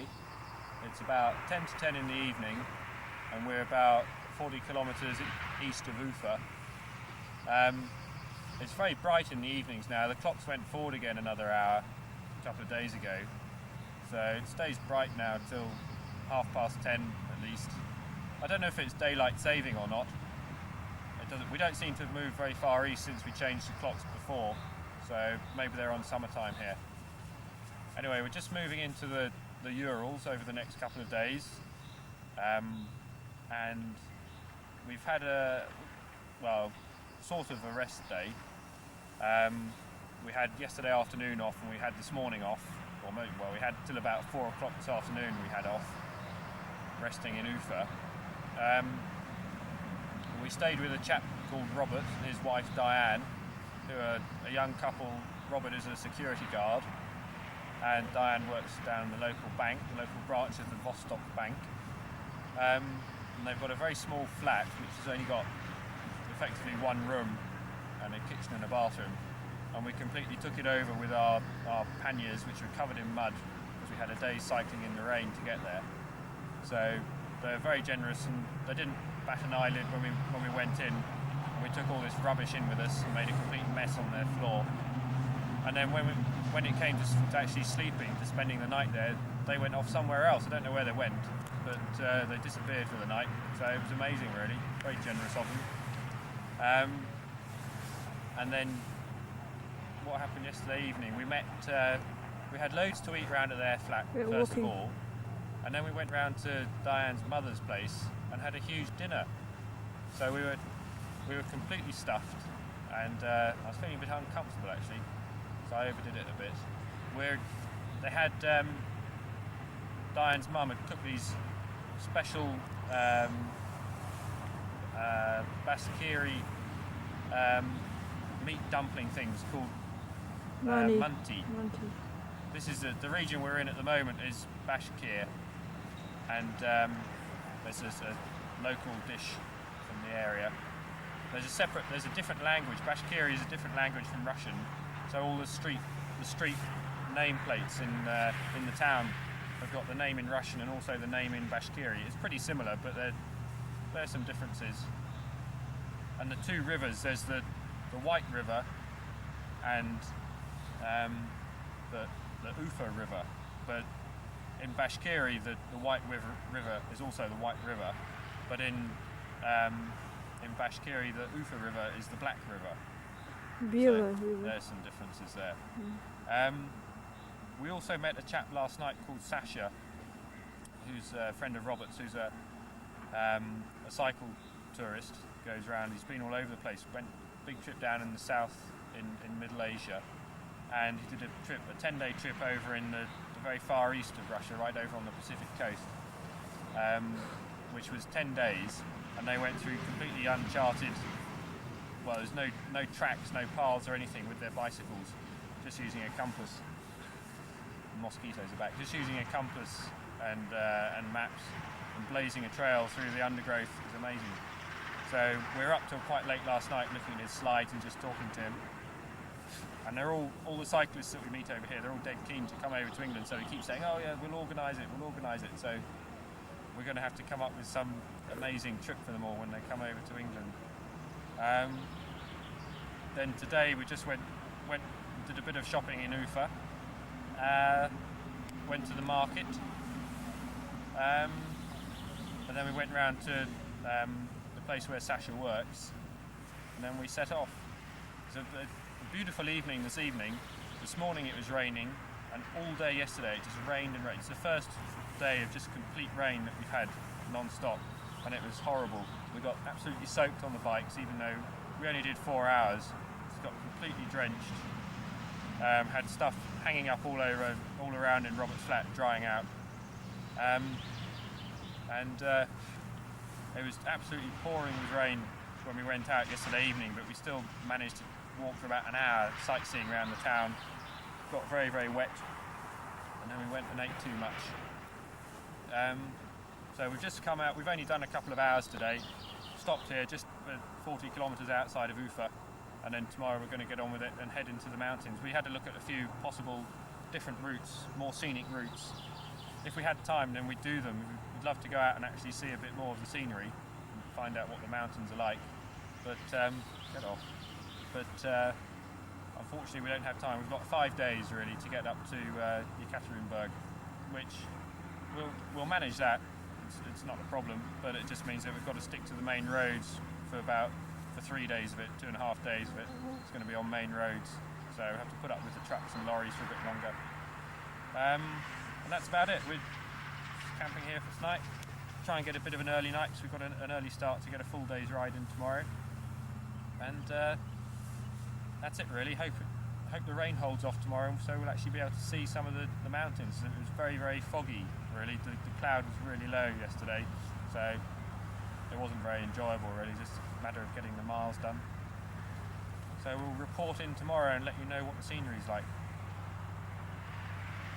That's it. I'm going to bed.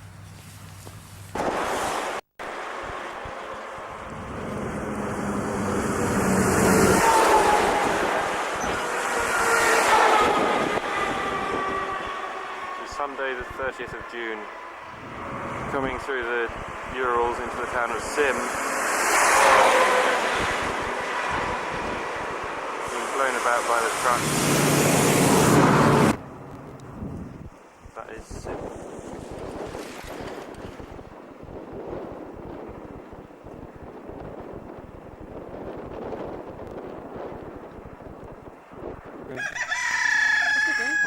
Yeah. Hello. I am everybody. My name is Vadim. Very good. Yeah, I am Sim, да? You are in Sim. Я am Sim. Нас lunch. 3 o'clock. Very good. Very good. So we've done 60 miles or 100 kilometres today. It's been gradually uphill most of the way into the Urals, but not too difficult. We've got a little taste of the Urals. It's gradually going up and down, up before and down. We better not eat too much because we've got a nasty hill coming after lunch. It's very steep. It's a Sunday today, and we went to. There's not much open. We found a couple of shops, but they all sell exactly the same thing. So we bought a bit of meat and everything else I suppose. We found some halva as we ate about, I don't know how much we ate this morning, but it was about half a kilo, maybe a bit less, but it was a lot. So we've got some biscuits, some fruit, bread, cucumber, marguerites, meat. That's Water. it. And here's the well. There's some water. And I think you can turn it off now, Greg. You okay?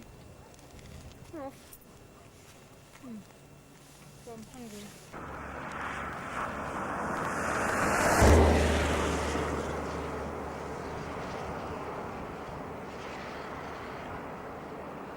About 95 miles east of Ufa. Still Sunday the 30th of May. These are the Urals. Just climbed a whopper, which is zooming down the other side into the town that we're going to be staying in tonight.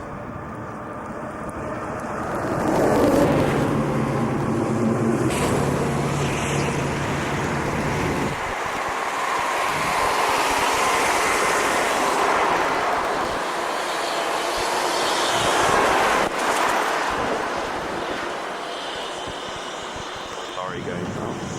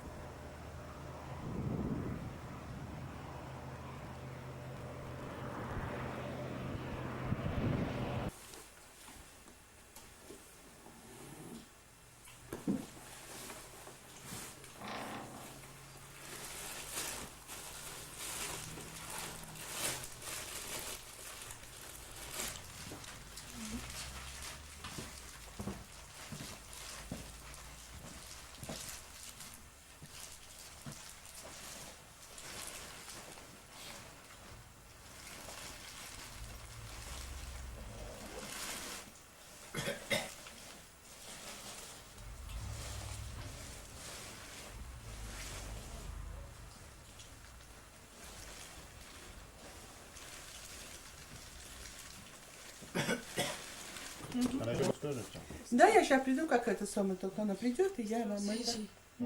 Я думал, вот это у вас баня. Где? А вот стоит. Сруб вот этот. Да, это баня. Это баня и есть, да.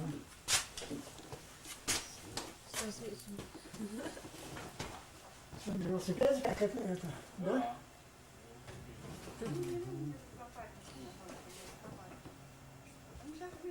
We've just had the electricity fixed. Whoopee! Make some tea now. Make some tea. Recharge the batteries. Still waiting for the banya. This is the town of Yuryazan in the Urals. We've done just under 100 miles today. This is where we're staying.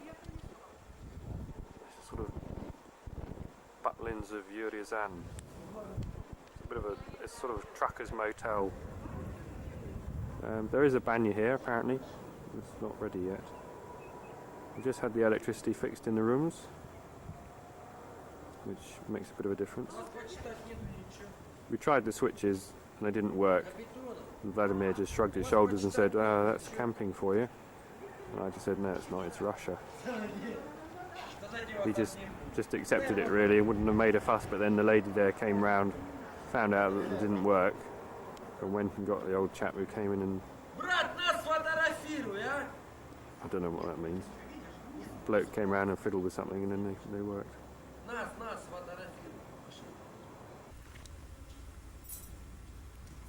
Here we are, a few cakes from the bakers. Nice pot of tea on the stove. You can turn the dingiest hotel kitchen. There's a tablecloth. And you can turn the dingiest hotel kitchen into a civilised little tea room for the evening. Vladimir's doing the honours. I think you've done the honours, I think that's it. Done it already. Tea and cakes. Excellent. Right, both your heads are out of the picture. Do you want them in or out? No, that's alright. Right.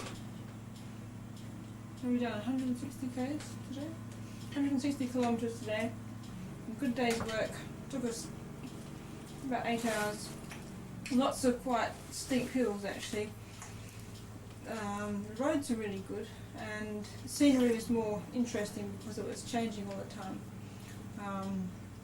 The mountains so far aren't really very high. There's lots of short climbs of about 1 kilometre or a mile or so, and quite fast descents. I think we got up to about 40 miles an hour or 65 kilometres an hour. I think I got up to.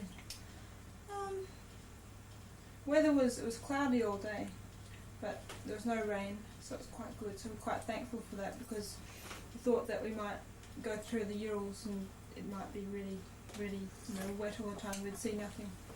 So we both took quite a few photographs. Some disgusting, dirty trucks going past and sort of really choking, trying to hold your breath, but you can't hold your breath for that long. And some of the trucks that go past, the exhausts are about face level, so they just breathe it in straight away, and so my face goes black as usual.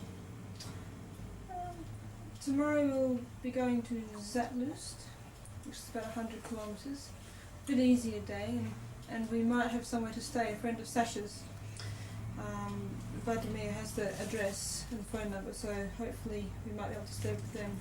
Running a bit short on money at the moment, so because we forgot to change some, we didn't realise that we wouldn't be able to change it around here. So I think you've already mentioned, Greg, haven't you, about where we're staying? Yeah, so it was a good day's work. We really got going today. We did sort of 2 hour shifts or so, and so we went to Sim, which was, we reached 100 kilometres by lunchtime, which was about 2 o'clock. Nothing much was open. We found a shop open, but the stall of ours were closed and everything else was closed. So we just had a picnic by our well, as it's already on the film. That's it. Nothing actually really exciting happened, but it was a good day. Now I'm going to eat my cake. Мы сегодня хорошо прокатились на велосипеде. Проехали, наверное, 140-150 километров. Утром еще были в Уфе, возле Уфы. А теперь вот уже в Рязани. Была очень хорошая, красивая дорога. Смотрелись хорошо Уральские горы, Уральские леса. Я думаю, что дорога всем очень понравилась. Сегодня день прошел хорошо. Yes? Hello. I've got a bunged up nose tonight. I'm just going to go to bed. Bye. Monday the 31st of May. A wet day. We'll get that in a minute. Vladimir's just gone off to the doctor. He's a bit concerned. He's got what looks like a tick bite on his arm. We were camping in the woods last night, the night before last rather. So he's gone off to the doctor's to have his arm amputated. And should be okay.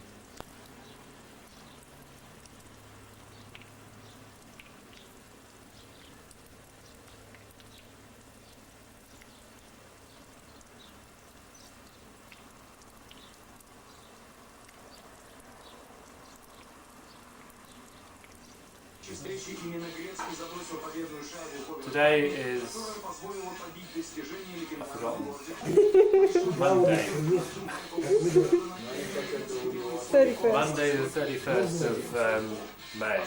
So now the month been cycling for 1 month. We haven't quite done 2,000 miles, but nearly. And today we've gone from Yulian to a town called Zlatow in the Urals. It was a very short day. We did about 65 miles.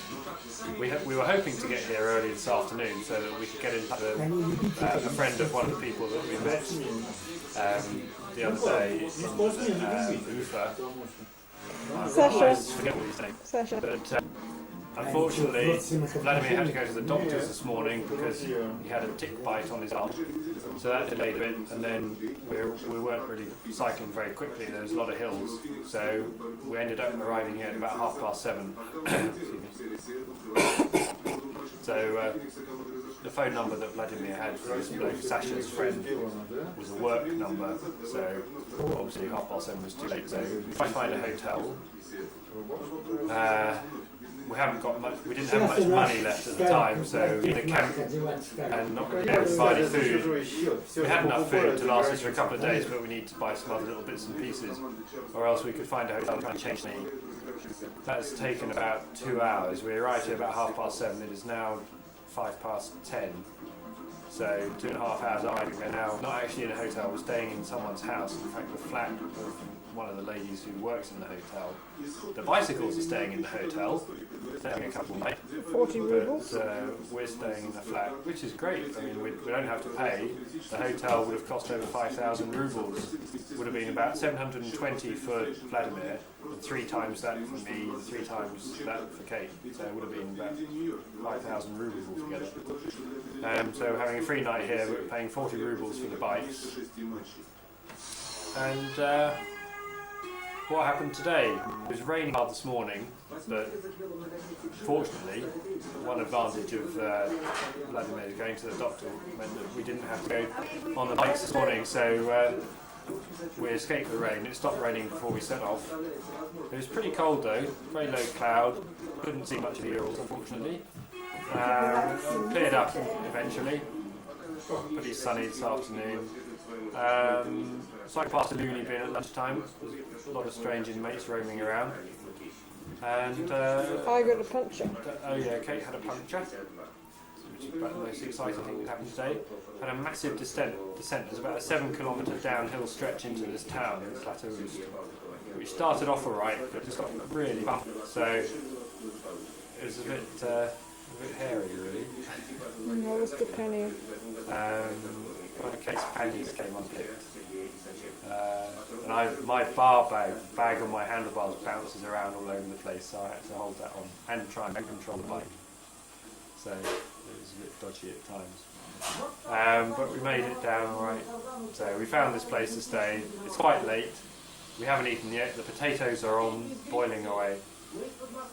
Want to have something to eat, have a wash, get to bed, because we've got to do we've got 2 days to get to Katerinburg, which we'll do, going on the quiet roads now, get away from the lorries, and then get a map earlier on and reworking out the number of days it would take us to get down to Novosibirsk. And we should be able to do it in 11, I think. 11 days of cycling. 11 days cycling, which means if we have 3 days off in Ekaterinburg, we'll actually have caught up with our timetable, which is good. If the roads aren't so bad, or if there are headwinds or something, you can take another couple of days, and that'll be no problem. So it's going well, mate. Things are looking good. We're on target. Just got to check the bikes over. They've been taking a few knocks, bumpy roads and things, but that's fine. Doing all right. And everybody still likes everybody else. At least that's what they say. I don't know what Kate's been writing in her diary. Find out. Anyway, that's it for tonight. Okay, building it run. Татьяна Яковлевна. Работаю я в гостинице Таганай. А еще что нужно сказать, не знаю. Вот живем мы здесь, в этой квартире, с Иваном Васильевичем. Пригласили вас к себе в гости. Больше не знаю, что говорить. Okay.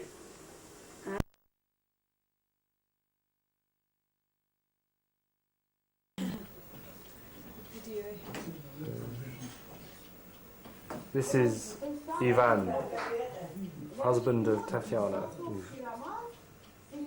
very graciously invited us into their home. Иван Васильевич.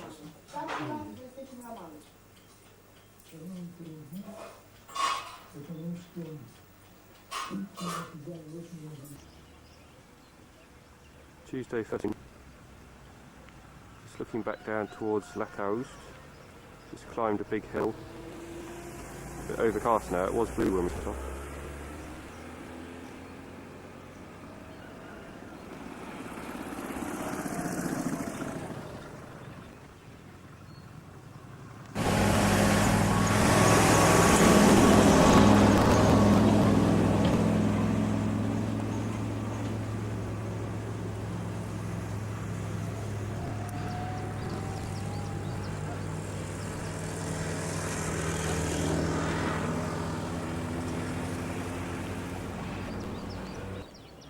This is the road to Mias.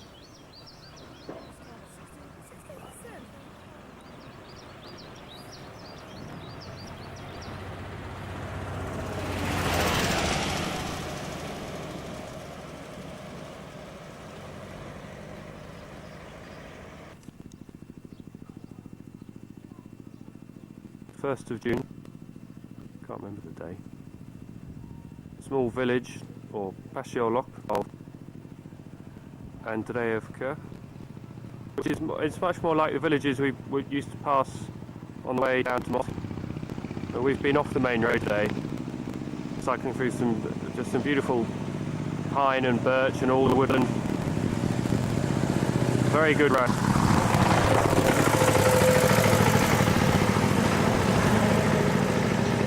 Just waiting for the village to open. Opens at 2 o'clock, it's about 5 to 2. Going to buy something to eat, have a picnic, and we'll probably be camping tonight. It's a beautiful day. Clouded a little bit, but that's all cleared away.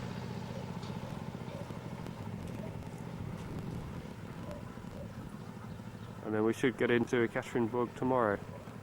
And I think we're going to have about 3 days off there. Got quite a lot to do. Go over the bicycles, write some faxes, send some reports to people. Have a look around the town. I think Ekaterinburg is quite a new town. Yeltsin comes from there, and it's where the Romanovs were murdered, I think.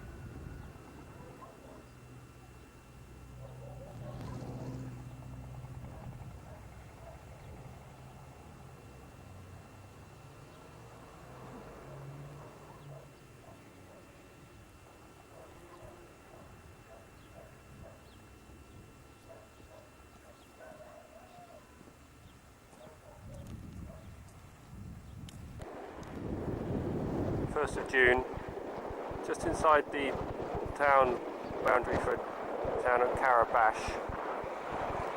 It's a serious mess here. I don't know what's happened on these hills.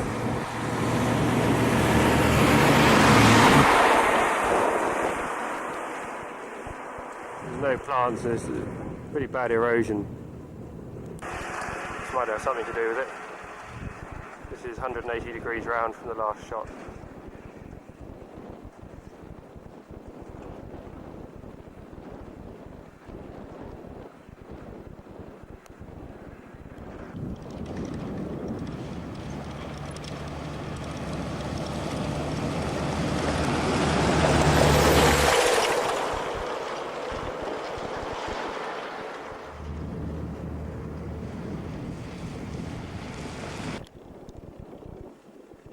This is looking into town itself. We're going there to have something to eat in the cafe, which I hope has been grown somewhere else and shipped in.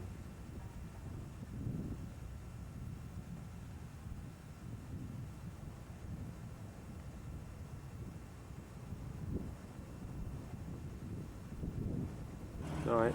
Okay, feeling a bit tired at the moment. We've just done 3 3/4 hours from Karabash to Kishtim, and what happened was just outside of Karabash there was a diversion which we took, and we're not sure whether Vladimir's taken it or not. What it meant was doing an extra 2.5 hour diversion, just roadworks, and it said no entry, so we just followed the signs when we probably should have stopped and waited to see whether Vladimir has followed. So what we've done is we've done a big triangle around this huge lake. So we've been going at quite a steady pace. So we'll wait here for about an hour and a half. It's actually 9 o'clock now, so quite late. We were planning to camp. So we'll get to this place and then just go a little bit further on to camp. So I think Vladimir might be a little bit annoyed with us. What's going to happen? We just have to wait around and try and get him here.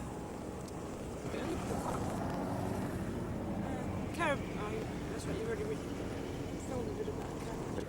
Yeah, we've just been paid a visit by the roadside police, the GAI, and Vladimir's been in contact and us, so now they're bringing Vladimir here. So it's all pretty funny, really, and I'm sure he'll have his long face with his big lip. So now they're just going around having a party. We're just waiting for Vladimir to arrive. That's it. Sunset's nice. It's going.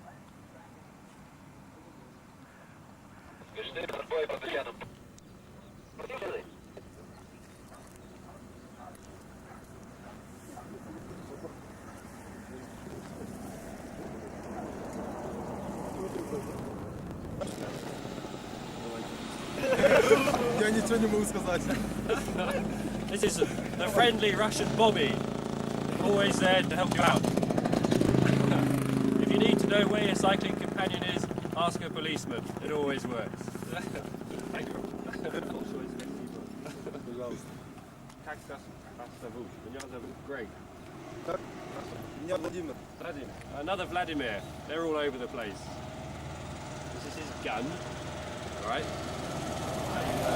How senior are you? Старший сержант. Нет, старший сержант.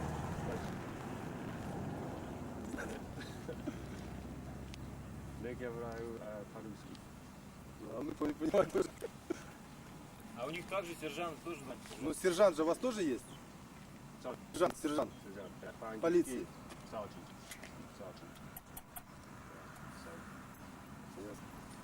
Got their lilac. Got their sprig of lilac in the van to make their days on the road a bit more comfortable. And they've got a screen. All the cars driving around this country have got great windscreens, like great spiders that have windscreens. And I see out of them. Some of them have just got great big sheets of polythene, which you can't see through at all. So, and it's along at about 70 miles an hour. That beats me how they see where they're going. Oh well. Anyway, there's about 4 of them here on this little fiasco this is. Oh, well, it's quite amusing. So we're just waiting for Vladimir to turn up. So we'll show you that when it happens.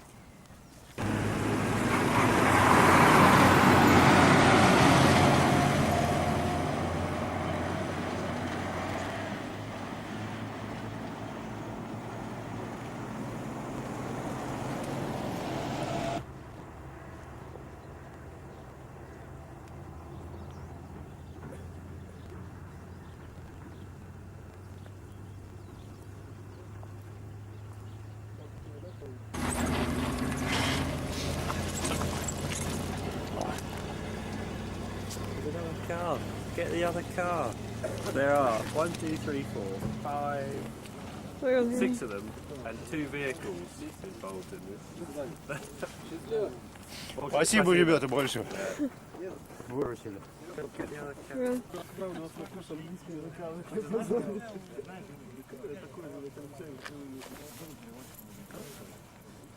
This is the other car. As you saw, Vladimir arrived very fast. Slipstreaming the car he was. There's so many police around. How many police are there, Greg? There's two in that car and plain clothes, although he's wearing the most revolting shell suit. Can you see that shell suit? Shell suits are discussed at times, but when it's absolutely lurid, cutey pink, I think that takes the prize. Goes to the blue line. Yeah. There's 2 vehicles, 1 plain clothes, and 6 policemen on this little operation, which I think can be described as a success. They've obviously got to go back for a huge debriefing session.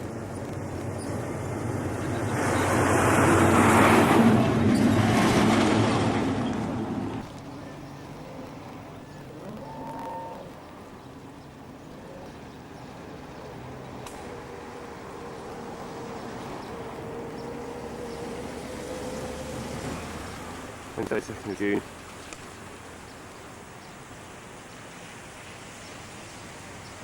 In the town of Kishtim still.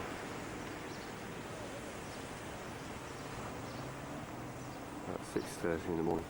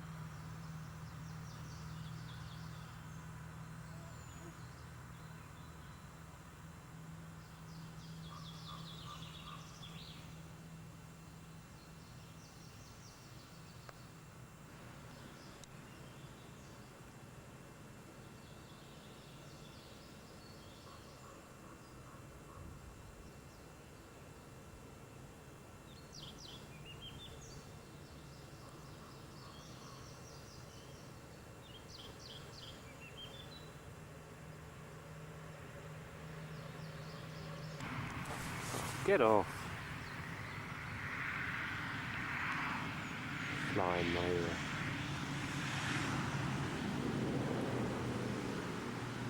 Now I've got a mosquito on my temple.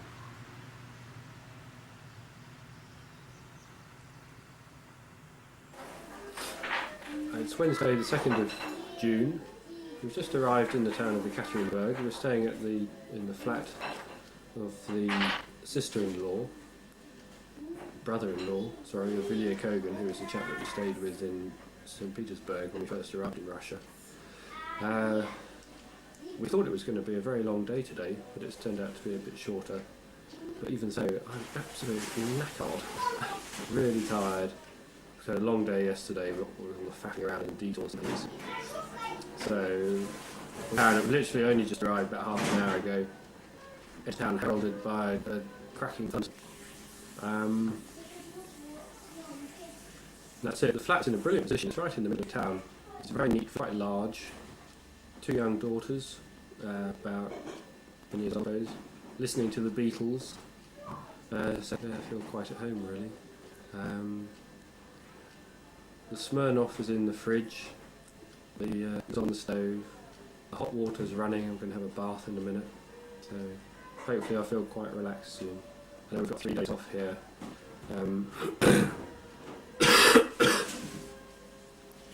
Got 3 days off here, and then it's off into the, for me, the more exciting part, really, heading out into Siberia. We're actually in Asia now, so we're heading into Siberia, down towards Omsk is the next big town after this.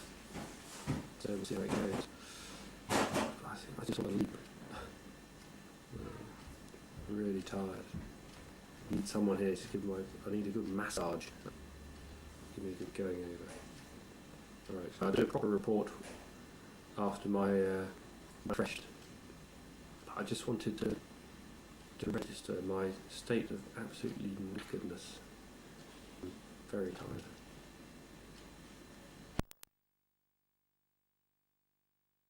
Сколько? Ну, если не ответил. Еще? Да,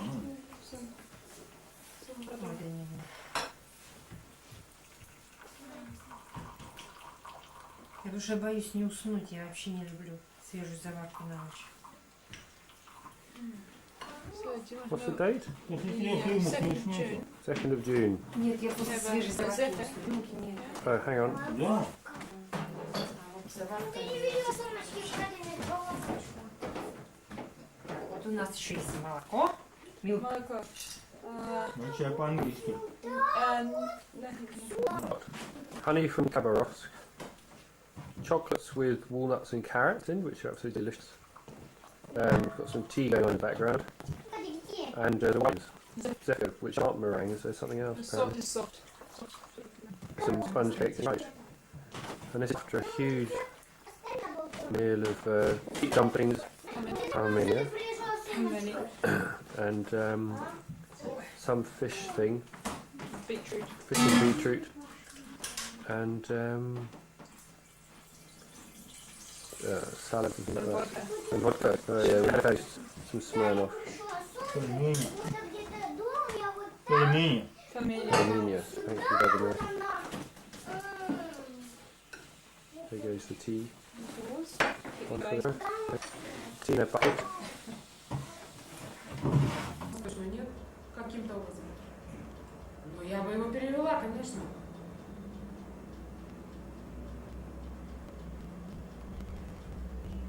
Ну, ты знаешь, сейчас-то, конечно, я, так сказать, умею люди. Да, то есть я думаю, что если быстро, так-то я бы там, ну, там где-то в течение дня, там сколько страниц много? Данченко там написал, да, все по проекту. Лучше бы, конечно, так сказать, нам эту копию-то тоже иметь, потому что каким-то образом, если бы ты бы поехала туда на Восточную.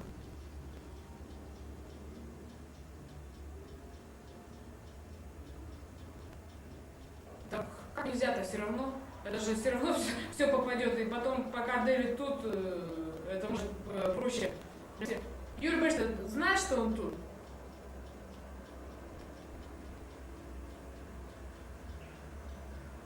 Кто заболел? А ты где увидела? А, Саша. Ну, он так, простой просто немножко, как он куда, он никуда не ехал, на самом деле, они до сих пор. Интересно. Ладно. Да я сейчас позвоню, когда Юрий Борисович, там на месте, я сейчас говорю. Нет, я просто переговорю по-другому, просто не поэтому. Ты... Нет, это не переговорю. Right, you're on. I'm on? Oh, so I'm talking.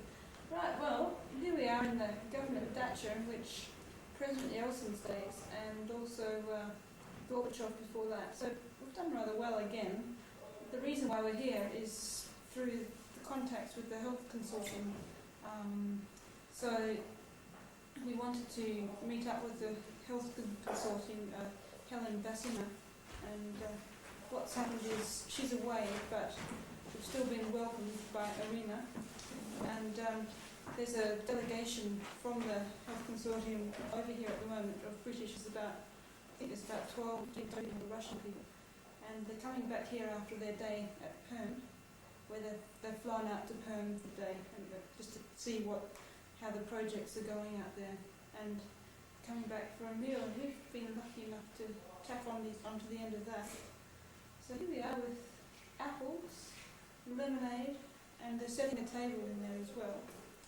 And the dacha was originally built, I think, by the German prisoners of war in about 1950-ish, and it's a bit different to the usual little dachas like Sasha's dacha that we went to the first night.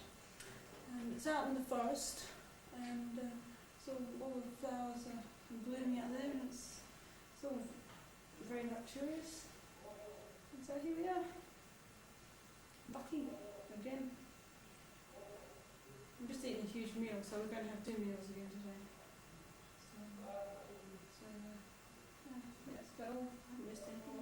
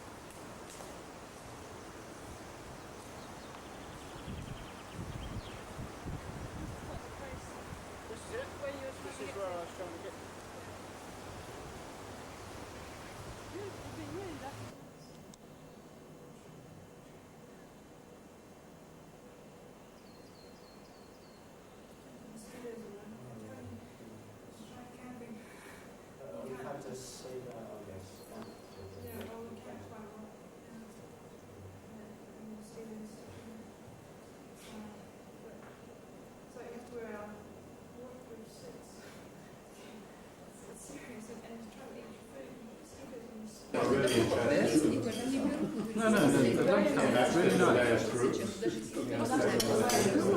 Seriously, I'm not being... No, very often.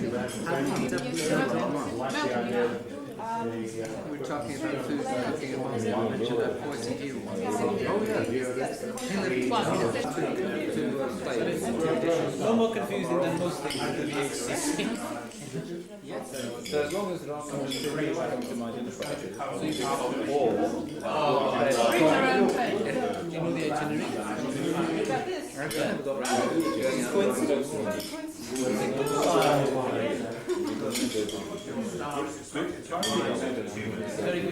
No, my eyes are on my fridge. We were more down than up. But nevertheless, the chairmanship which came along settled the affair. Nothing is down, everything is up or average.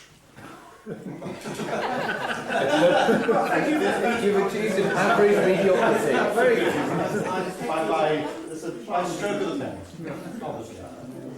So subsequently, I think we had a good day today, which substituted yesterday's not so fortunate day. I thought it was very good that we presented the BHEC in a very positive manner, and it was well received, and I suppose everybody was glad about it. Drink to today's tumen, the good reception which we had, and that we will probably successfully have a venture there going like an Ekaterinburg. Thanks, guys. Well done. Two ordained tumen, yeah. Ordained tumen and tomorrow. Meine Freundschaft. Meine Freundschaft. Freundschaft. Yeah.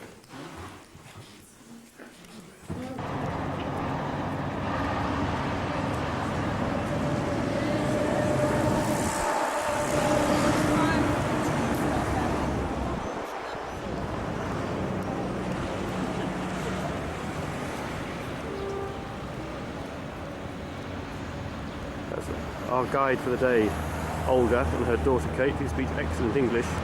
Only 12 years old, been speaking English for 5 years already. They're showing us around Ekaterinburg today, which is Friday the 4th of... Okay. Okay. Окей? Значит, Катя, давай тогда переводи ты. Эта площадь у нас центральная в городе.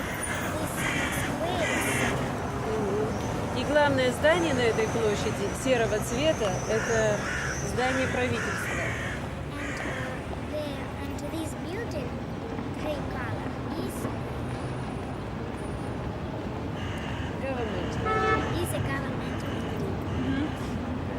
This building was built in 1954, and many years ago, in 19th century, here находился, как сказать, was built a beautiful Russian church, and now on this place you can see the monument of Lenin. That was where the church was. A church, Russian church was broke in 1933-34. And I suggest for you to look at our history center where was found our city. All right? Greg, all right? Yes. Yes. I was just wondering if the City Hall was built in 1954, and so was the dacha, the government dacha, yeah? Dacha, yes, about 50 years. 50-е годы. We saw the date on the dacha. Special for communist members. Yes, we've heard.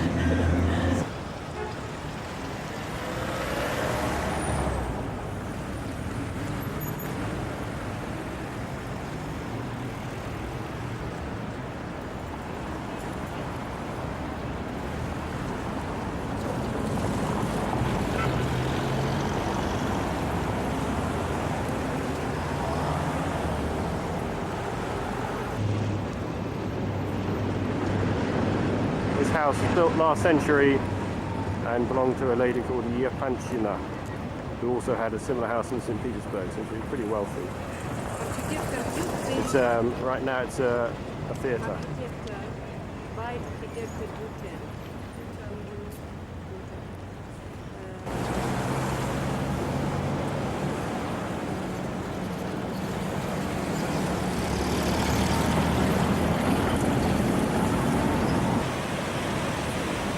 This is the site of the original settlement of Yekaterinburg, next to the river, the name of which was originally Fish River, which was a Tatar Bashkir name. The thing on the wall there, the bloke in the middle with the curly wig is called Katishev. He's actually the founder of the city in 1723. A very good friend of Peter the Great, so he named it Yekaterinburg. And he was very clever. He wrote the first history of Russia, and this is a very rich city. They used to be, they had the first mint here, and there was a lot of gold and silver mined in the mountains, so it's a very wealthy area. Who are the other people in the mural there, Olga? Around Yes. Yes. The people were first builders of our city. Right. The first builders of the city. Okay.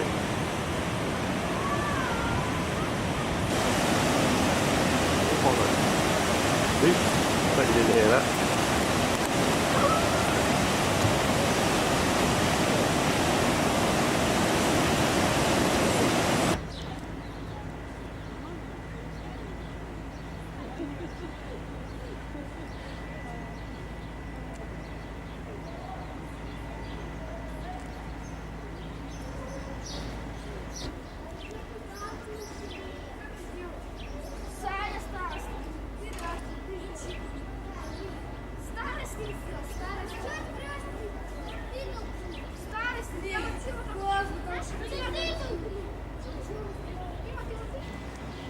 This monument to Peter the Great has only just been put up last year. It's a replica of one which was knocked down by soldiers in the 30s, which used to stand down by the dam we saw earlier. There was also one of Catherine, his wife, but they haven't resurrected that one yet. The machines that were on a second ago, the big one with the wheel is 18th century, and the other one is more recent, about 1930s.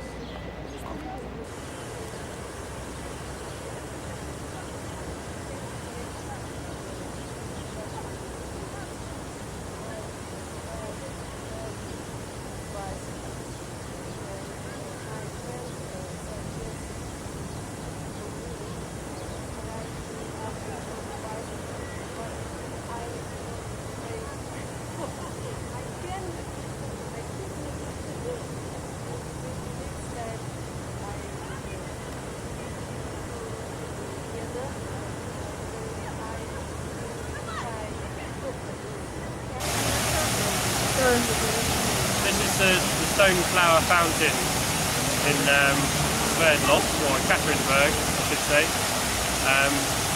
It's on the site of what was the first church that was built here in the 18th century, just a few yards away from the original site of the first factory in the city.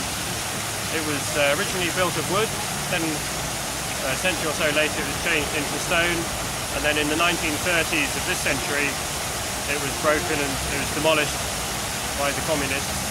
They've put a fountain here. There used to be 50 churches in the city before the revolution.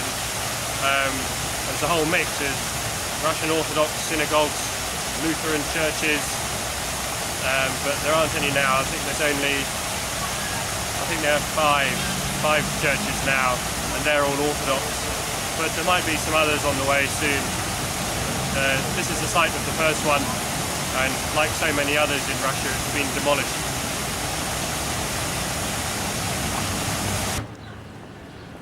This is the old post office in Yekaterinburg. The black and white posts, the traditional post office sign, but like a red and white pole outside a barber shop. And on the top of it, on this side, is marked the distance to the post office in St. Petersburg. The distance is marked in Vyrsty, I think so you say it, which are the old measures which were in force up until January 1927.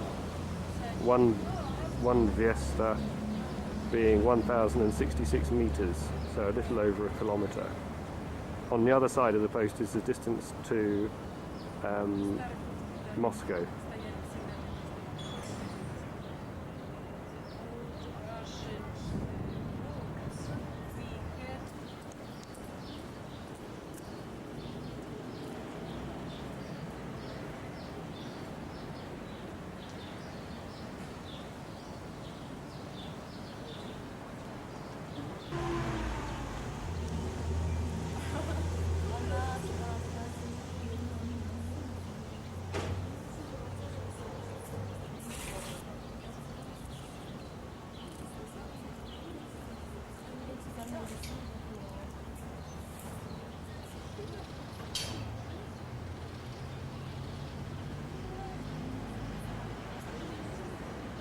And water after 15 minutes, keep it boil.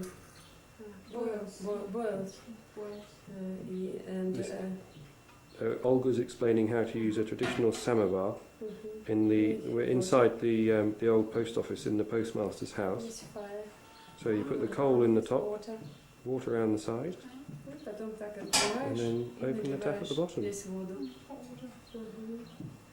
Very hot water.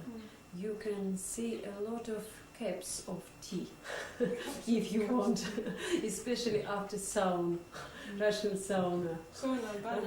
Banya, especially after Russian banya. And here you can stand, поставить, как это будет, так, да? Teapot to keep the very hot air, and here tea. Еще не надо, не трогай больше, дочка. Hello, Kate. I'm glad to see you. How are you?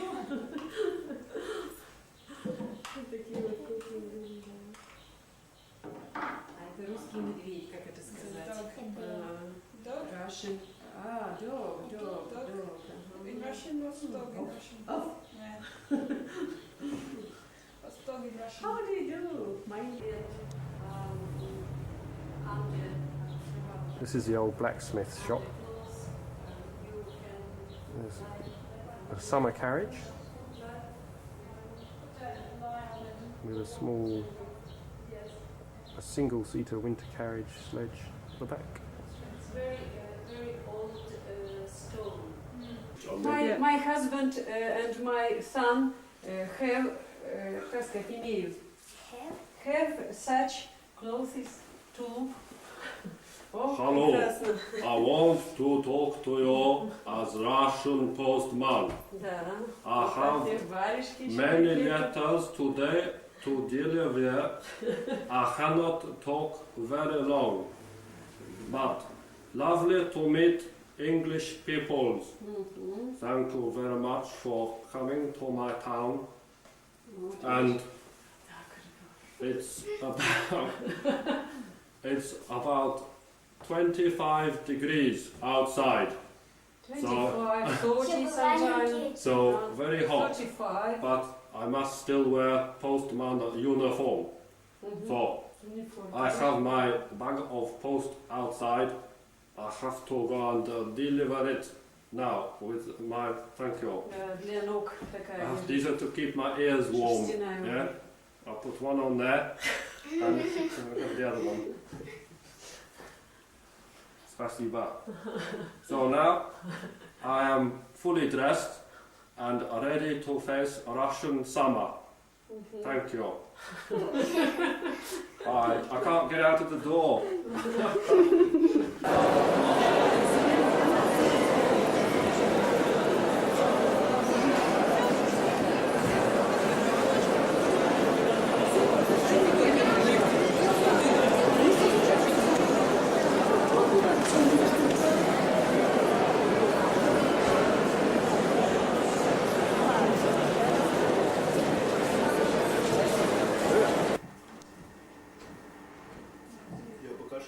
What's the day today? Friday. Is it Friday today? Yeah. Friday the 4th of June. Vienna's just making some meat pancakes. Vladimir's eating one. And we're having another dictionary conversation. So, and the battery's about to run out. Quite a comfortable flat. Washing machine, freezer, new cupboards and things. Very well off family, I think.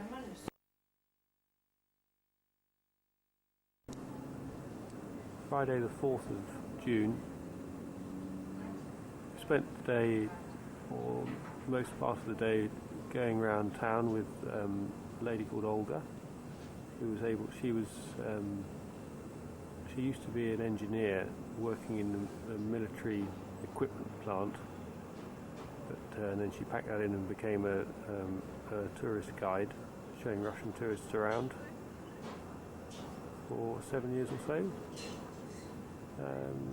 and then came back here, cleaned the bikes today, and this is the view from Irina and Sasha's balcony, looking at the moment over towards the offices of the British Healthcare Consortium, very conveniently for us, only located about 5 minutes walk away.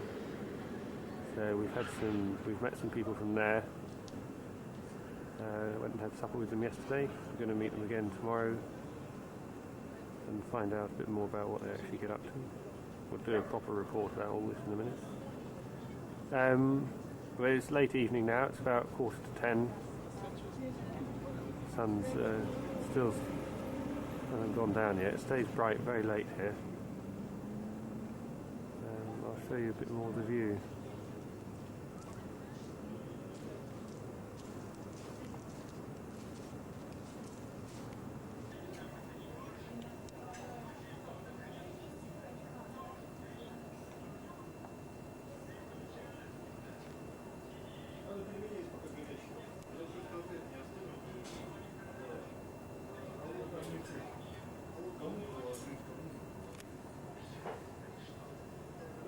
Sorry about that, the thing I was leaning against just moved.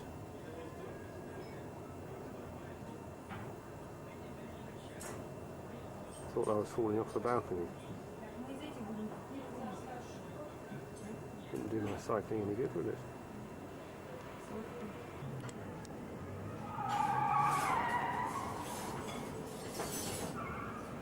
Just being called in for supper. This is on very close soon, which is why it's shaking around. I've just got the bottle of vodka out actually, perhaps if I had a couple of glasses of that I might be able to hold the thing steady. I don't think we'll use this shot in the programme, do you? God, look, bloody hell, all over the place. Right, I'm packing up for the night, can't handle it. Все уже убрали. Они не очень были. 134 остались. По-моему, 104 начинался. 104, 124, 124 также эти двигатели у фюзеляжа, как у 104 было. Такой, только он меньше вариант был. Просто меньше. I don't know what they're talking about. Sasha's doing the cooking tonight. Подожди, надо было спросить. Зачем? Все сидят и едят. Ну, попросил. Oh, a bit of advertising. Can't have that.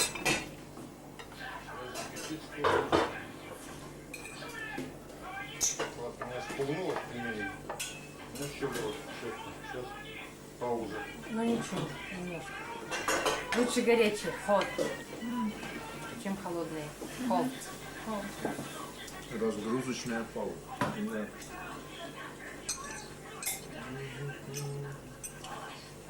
Oh, I would like some more vodka. That would be lovely, thank you. Все. А еще что-то спросить? I didn't actually get that. Do it again. Say again. Would you like? Would you like some more vodka? Yes, please. That would be very nice. Excellent. No prompting going on here at all. Vladimir would love some more vodka. We've been teaching Irina some absolutely vital English phrases. Сейчас у нас уже русское слово, из немецкого языка пришло. Бутерброд.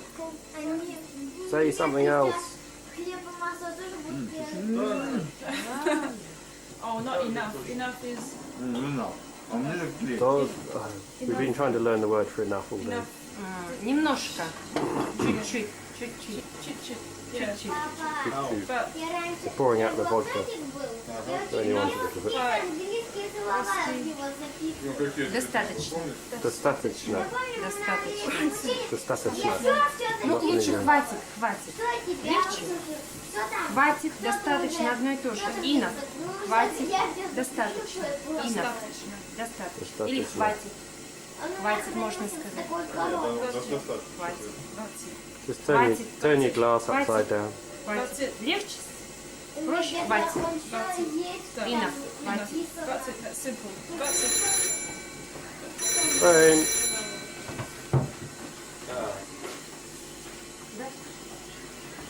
Здравствуй, Нина. Как дела? Да. Ты знаешь, Нин, я тебе такой извиняюсь, потому что я, конечно, не сходила никуда, у меня совершенно... Off you go. So you have to wait about 5 seconds. Okay, well here we are at the British Health Consortium offices in Stop. British Health Care Consortium. So I just said. You said British Health Consortium. Start Start again. again. Okay, take two. We are at the British Health Care Consortium offices in Katrinburg, and we've been speaking to Irina. I've forgotten her last name.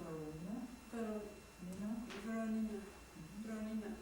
And now we've been talking about what the British Healthcare Consortium do in the Ural Mountains and this area in the Sverdlovsk or the Katrinburg region.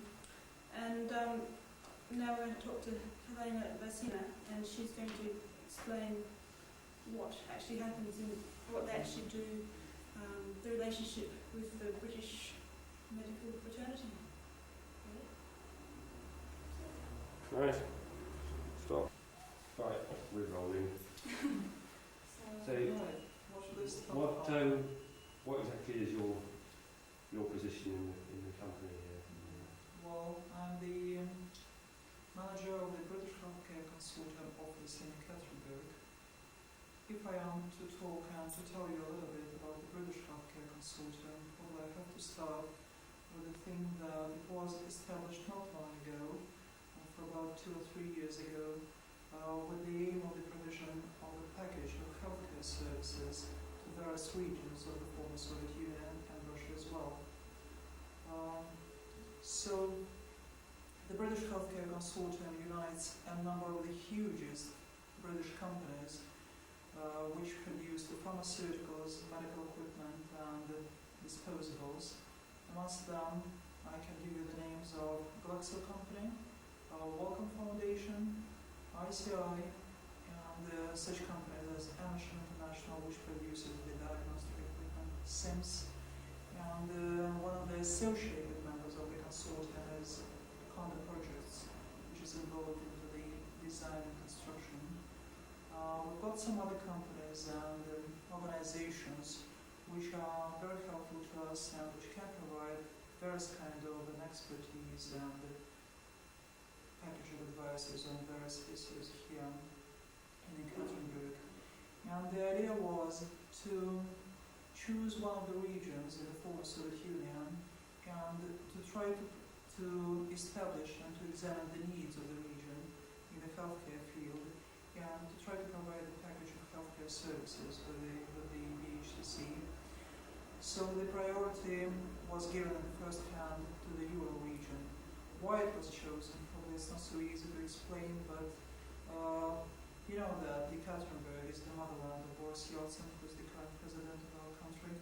And one day he approached Moscow Narodny Bank, which is a bank which sits in London, with a request to be helpful to Ekaterinburg region in provision healthcare services and foodstuffs as well.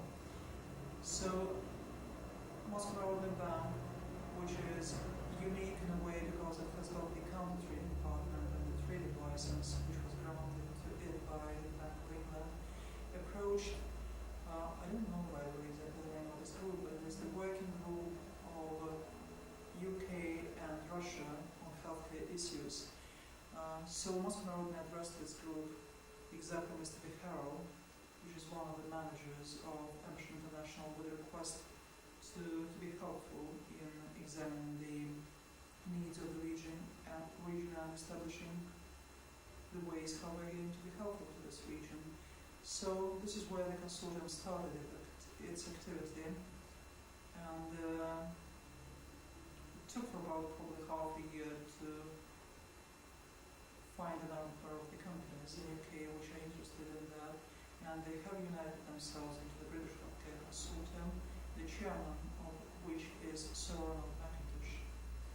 And we started our activity with Ekaterinburg, which is absolutely obvious because it is one of the most industrial and highly developed cities, not only from the point of view of the economy and industry, but the people are, and I don't think it is an exaggeration, are the most progressive ones here in Ekaterinburg.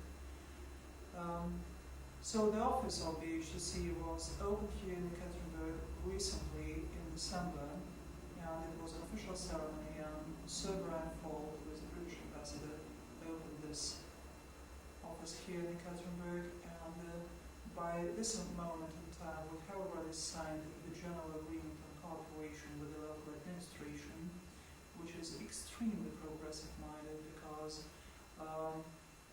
after their trip to UK, when they got acquainted with BHCC, when they got to know more about the BHCC companies and the activities and the ideas of BHCC, the response was an adequate one and immediate one, and they were determined.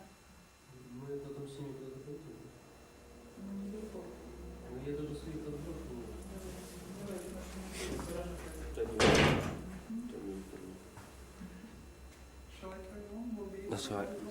That's fine, yeah, no problem.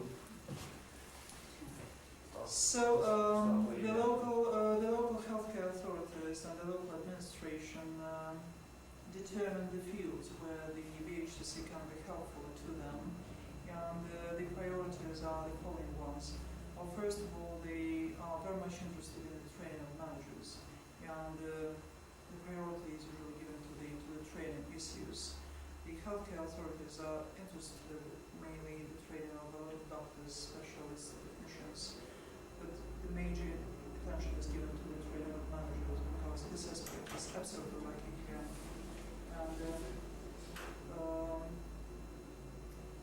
was not so difficult to provide this kind of service to the Catherine region because we've got highly skilled personnel and people who are involved into the activity of the HTC. And this is the Manchester University and the National Healthcare Services Overseas Department. They have worked out a comprehensive program of training of managers here in Catherine and have provided that for the consideration of the local healthcare authorities. Was there a level of management there, of local management, or were the people actually missing, or were the people there who were just badly trained because everything was run from a much more centralised Well, the point is that position? the training of managers didn't happen before at all in the healthcare field here in Russia. Mainly we've got a number of the medical institutions which are involved into the training of doctors, not of the managers. And it is only the case when the doctors are coming to the hospital to work there, they have to choose somebody who will manage that. And probably judging by some abilities of the persons and personal traits of character. But professionally, this problem or this issue have not been touched in this region at all, in this country at all. Is that the same across all Russian industries? It is. So there's a lot of potential perhaps for other, whether British or other countries. So Yeah, this is what management training is a key area. This is what what is our understanding at this moment in time, that exactly in this sphere, VHTC can be helpful to the whole of Russia. And we're not going to limit our activity to the Ekaterinburg region at all. And I can tell you that we know now by experience, by visiting other regions which are involved into the Great Urals region, that priorities are always given to the training and managers because this aspect is absolutely vital. What then, so as well as the main priority then is training of managers, what particular medical problems are there in terms of the actual health of the citizens, the people who live in the Ekaterinburg region? You mean what are the key areas and the key diseases here? Yeah.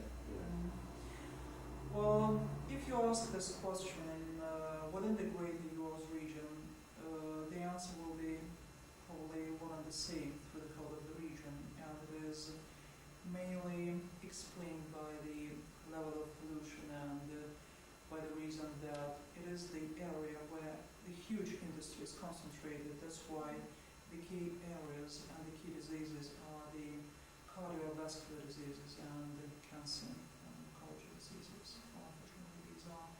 And it has got, unfortunately, a negative impact on the children and future mothers. That's why when we're asking the local healthcare authorities where do you think we can be helpful to you, they always answer, please, first of all, can you be helpful to us in the field of the mother and child care? Because it's quite obvious that the pollution has got a negative impact on the children, first of all. So have you established some special projects in those areas? Yeah. We've got one project here in Ekaterinburg, which is under the way now already. And we were also first of all addressed by the local administration and healthcare authorities whether we can be helpful in equipping the Mother and Child Hospital, which is built by this moment in time. And we've got the company, Gulfix company, which is one of the leading British companies, which is highly experienced in equipping the hospitals, any kind of them, especially the Mother and Child hospitals. Besides, so this is actually the medical equipment, nothing to do with the management training or anything like that? No, it has nothing to do with management training.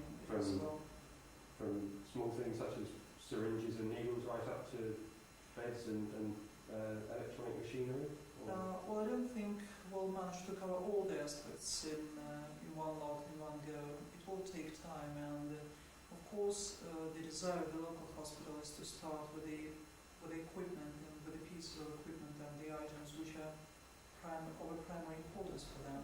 That's why the most important equipment for mother and child care will be purchased in the first hand, will be installed over there.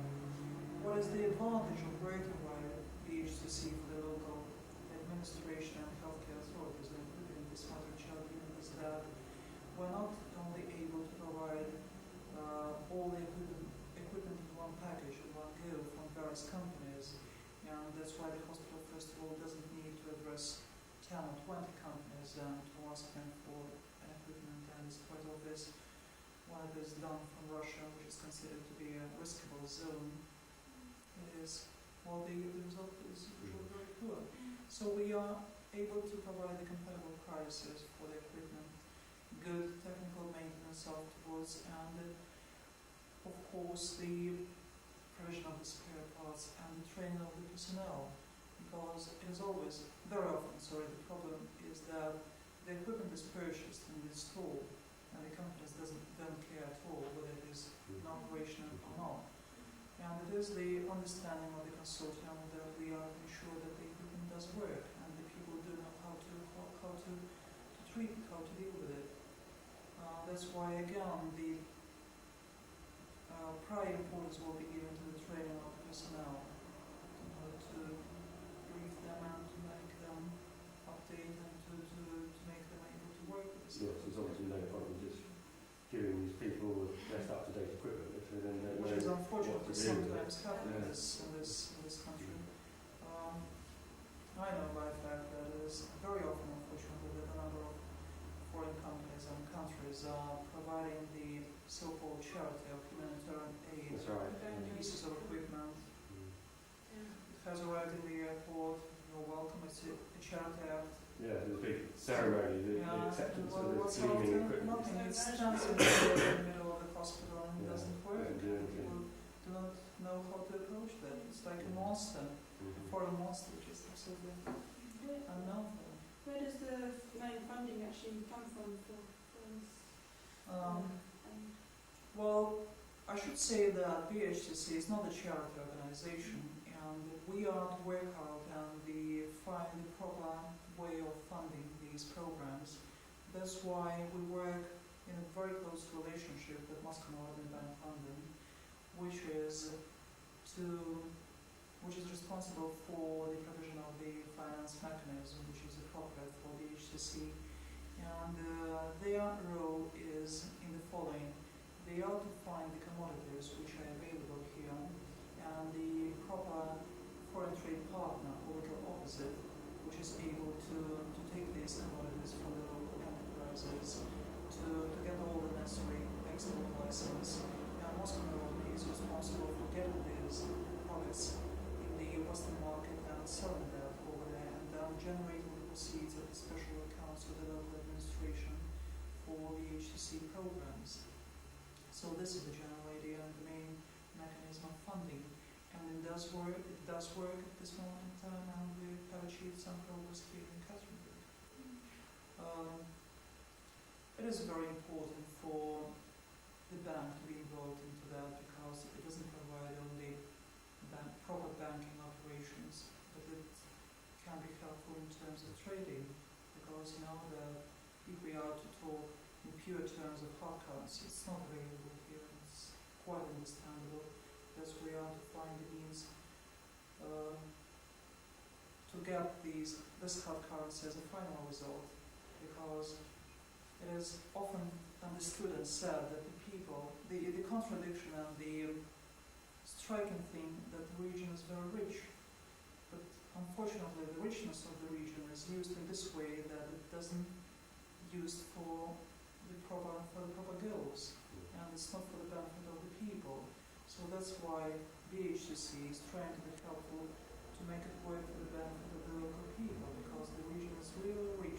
It's got a lot of commodities, a lot of mineral resources. So it's also the matter whether we are able to teach the local people to use it properly for their own benefit. What do you think the provision of the improved healthcare is important, but that's treating the problem once it has become a problem, once the people are already ill, and they become ill because of the excessive pollution and from what we've seen, poor controls over industrial processes. Like there's a lot of production of waste. The industrial processes seem to be inefficient. So, is anything being done at the beginning of the process to stop the pollution from being produced in the first place and to improve the general environment for the people so that they don't become ill, so that you don't need so many hospitals.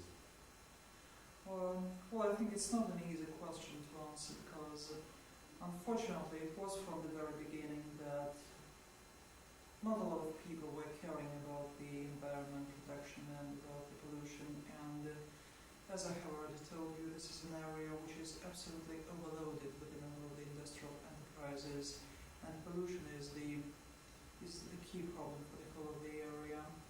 And of course, for the healthcare authorities, it is of prime importance to try to liquidate not the sequences to fight with the diseases, but rather to seek for the cause of them. And it is understandable for that they have to fight with the pollution, but it's very much interconnected with the industrial problems and economic reasons, and they have to get in touch with the government in order to seek the means of getting rid of this pollution, which is not easy at all at this moment in time.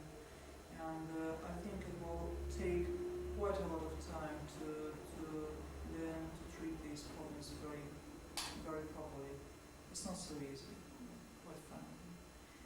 Though there is a special committee here in Katerinburg, a committee on the environmental protection, and they really charge the enterprises, and they have to pay a lot to the local budget if they pollute the environment. Is that strictly controlled? I'm afraid it's not strictly controlled at this moment in time, and we've seen some terrible examples. The copper smelter works down at Carabash. This is absolutely disgraceful, and it doesn't look for 1 minute as if there's any control down there. So having the offices in England and government agencies which go around finding companies if they pollute or if they produce more waste than they're allowed in their licenses and things like that. But it's getting better, but even so, even in England, it's not a foolproof mechanism. Yeah, I think that probably with the help, first of all, of the central government and the local government as well, they should grant more power to this local committee, which is in charge of the environmental issues, because probably it is more of a formal value or formal thing which proves that this committee exists and they try to treat the environmental problems, but unfortunately it doesn't work very properly at this moment in time because they haven't got enough power in their hands. And again, it is an interconnected problem. If they are to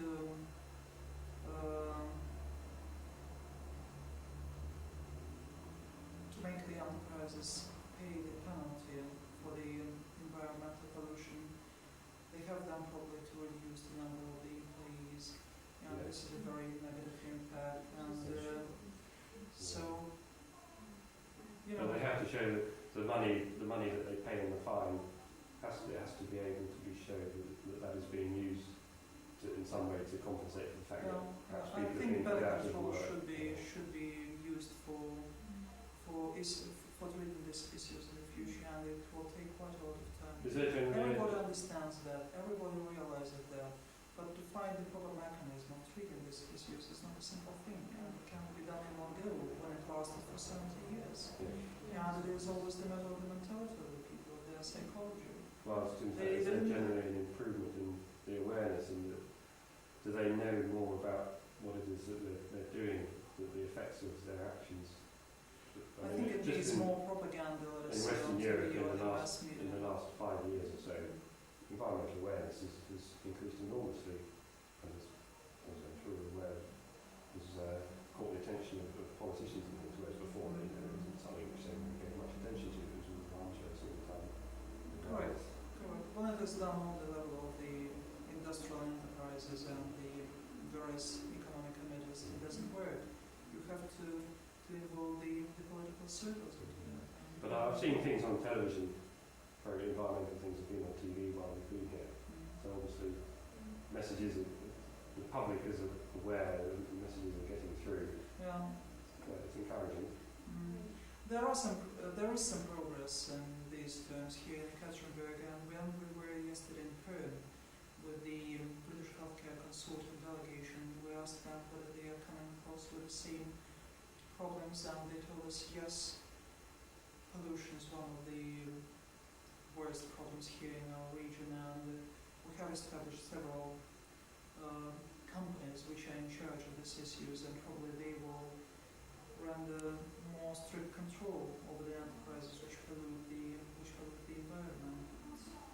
It's a slow process, and I think we have to involve as much people as possible into that in order to make that fight for the environment. So your training managers must come in to actually interconnect the medical problems with the actual environmental problems, and actually make them talk and be responsible for both rather than just the medical or just the environmental. Yes, you can't treat the different things in isolation. Correct.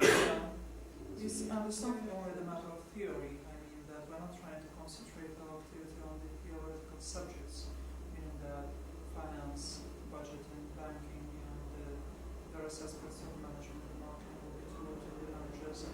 This is the matter whether they will be able to use that in practice, whether they can use that for the benefit of the local people. That's why, of course, we're trying to provide a comprehensive program of training to them, which can be useful for them in their future, in their work, for the people here. Could you just mention some specific projects that BHCC has established here?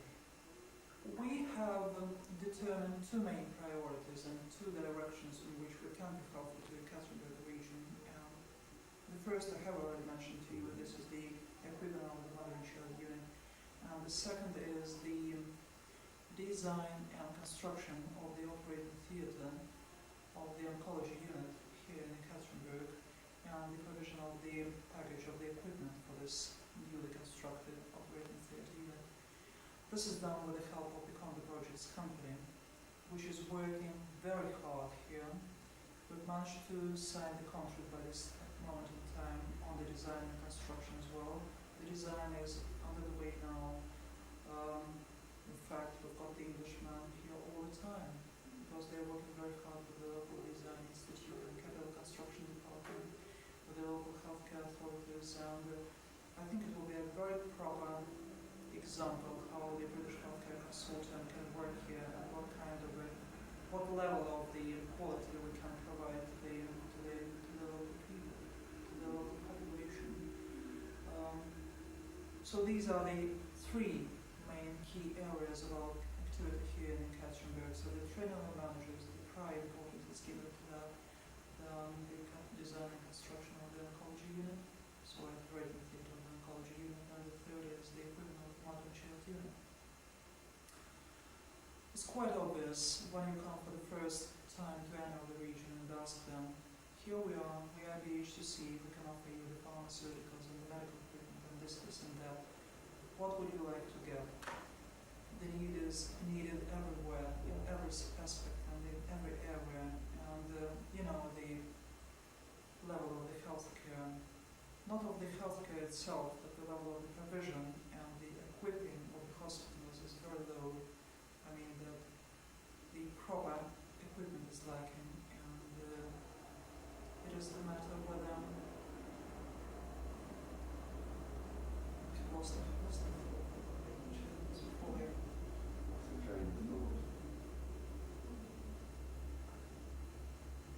So it's the matter whether we are able not only to provide the equipment itself and something which is feasible, but whether we are able to change the mentality and the psychology of the local people and to make it work for the benefit What's their mentality? How do they think? What lines do they think along at the moment then? Oh, do they is it that they just think, oh, this is the equipment that we've got, and we'll just make do with it? Do they not have a lot of incentive to really try and improve because they don't think that they can get hold of better equipment at the moment? Well, or they, when you suddenly come along and say, oh look, you can have all this, are they a bit, oh, it's not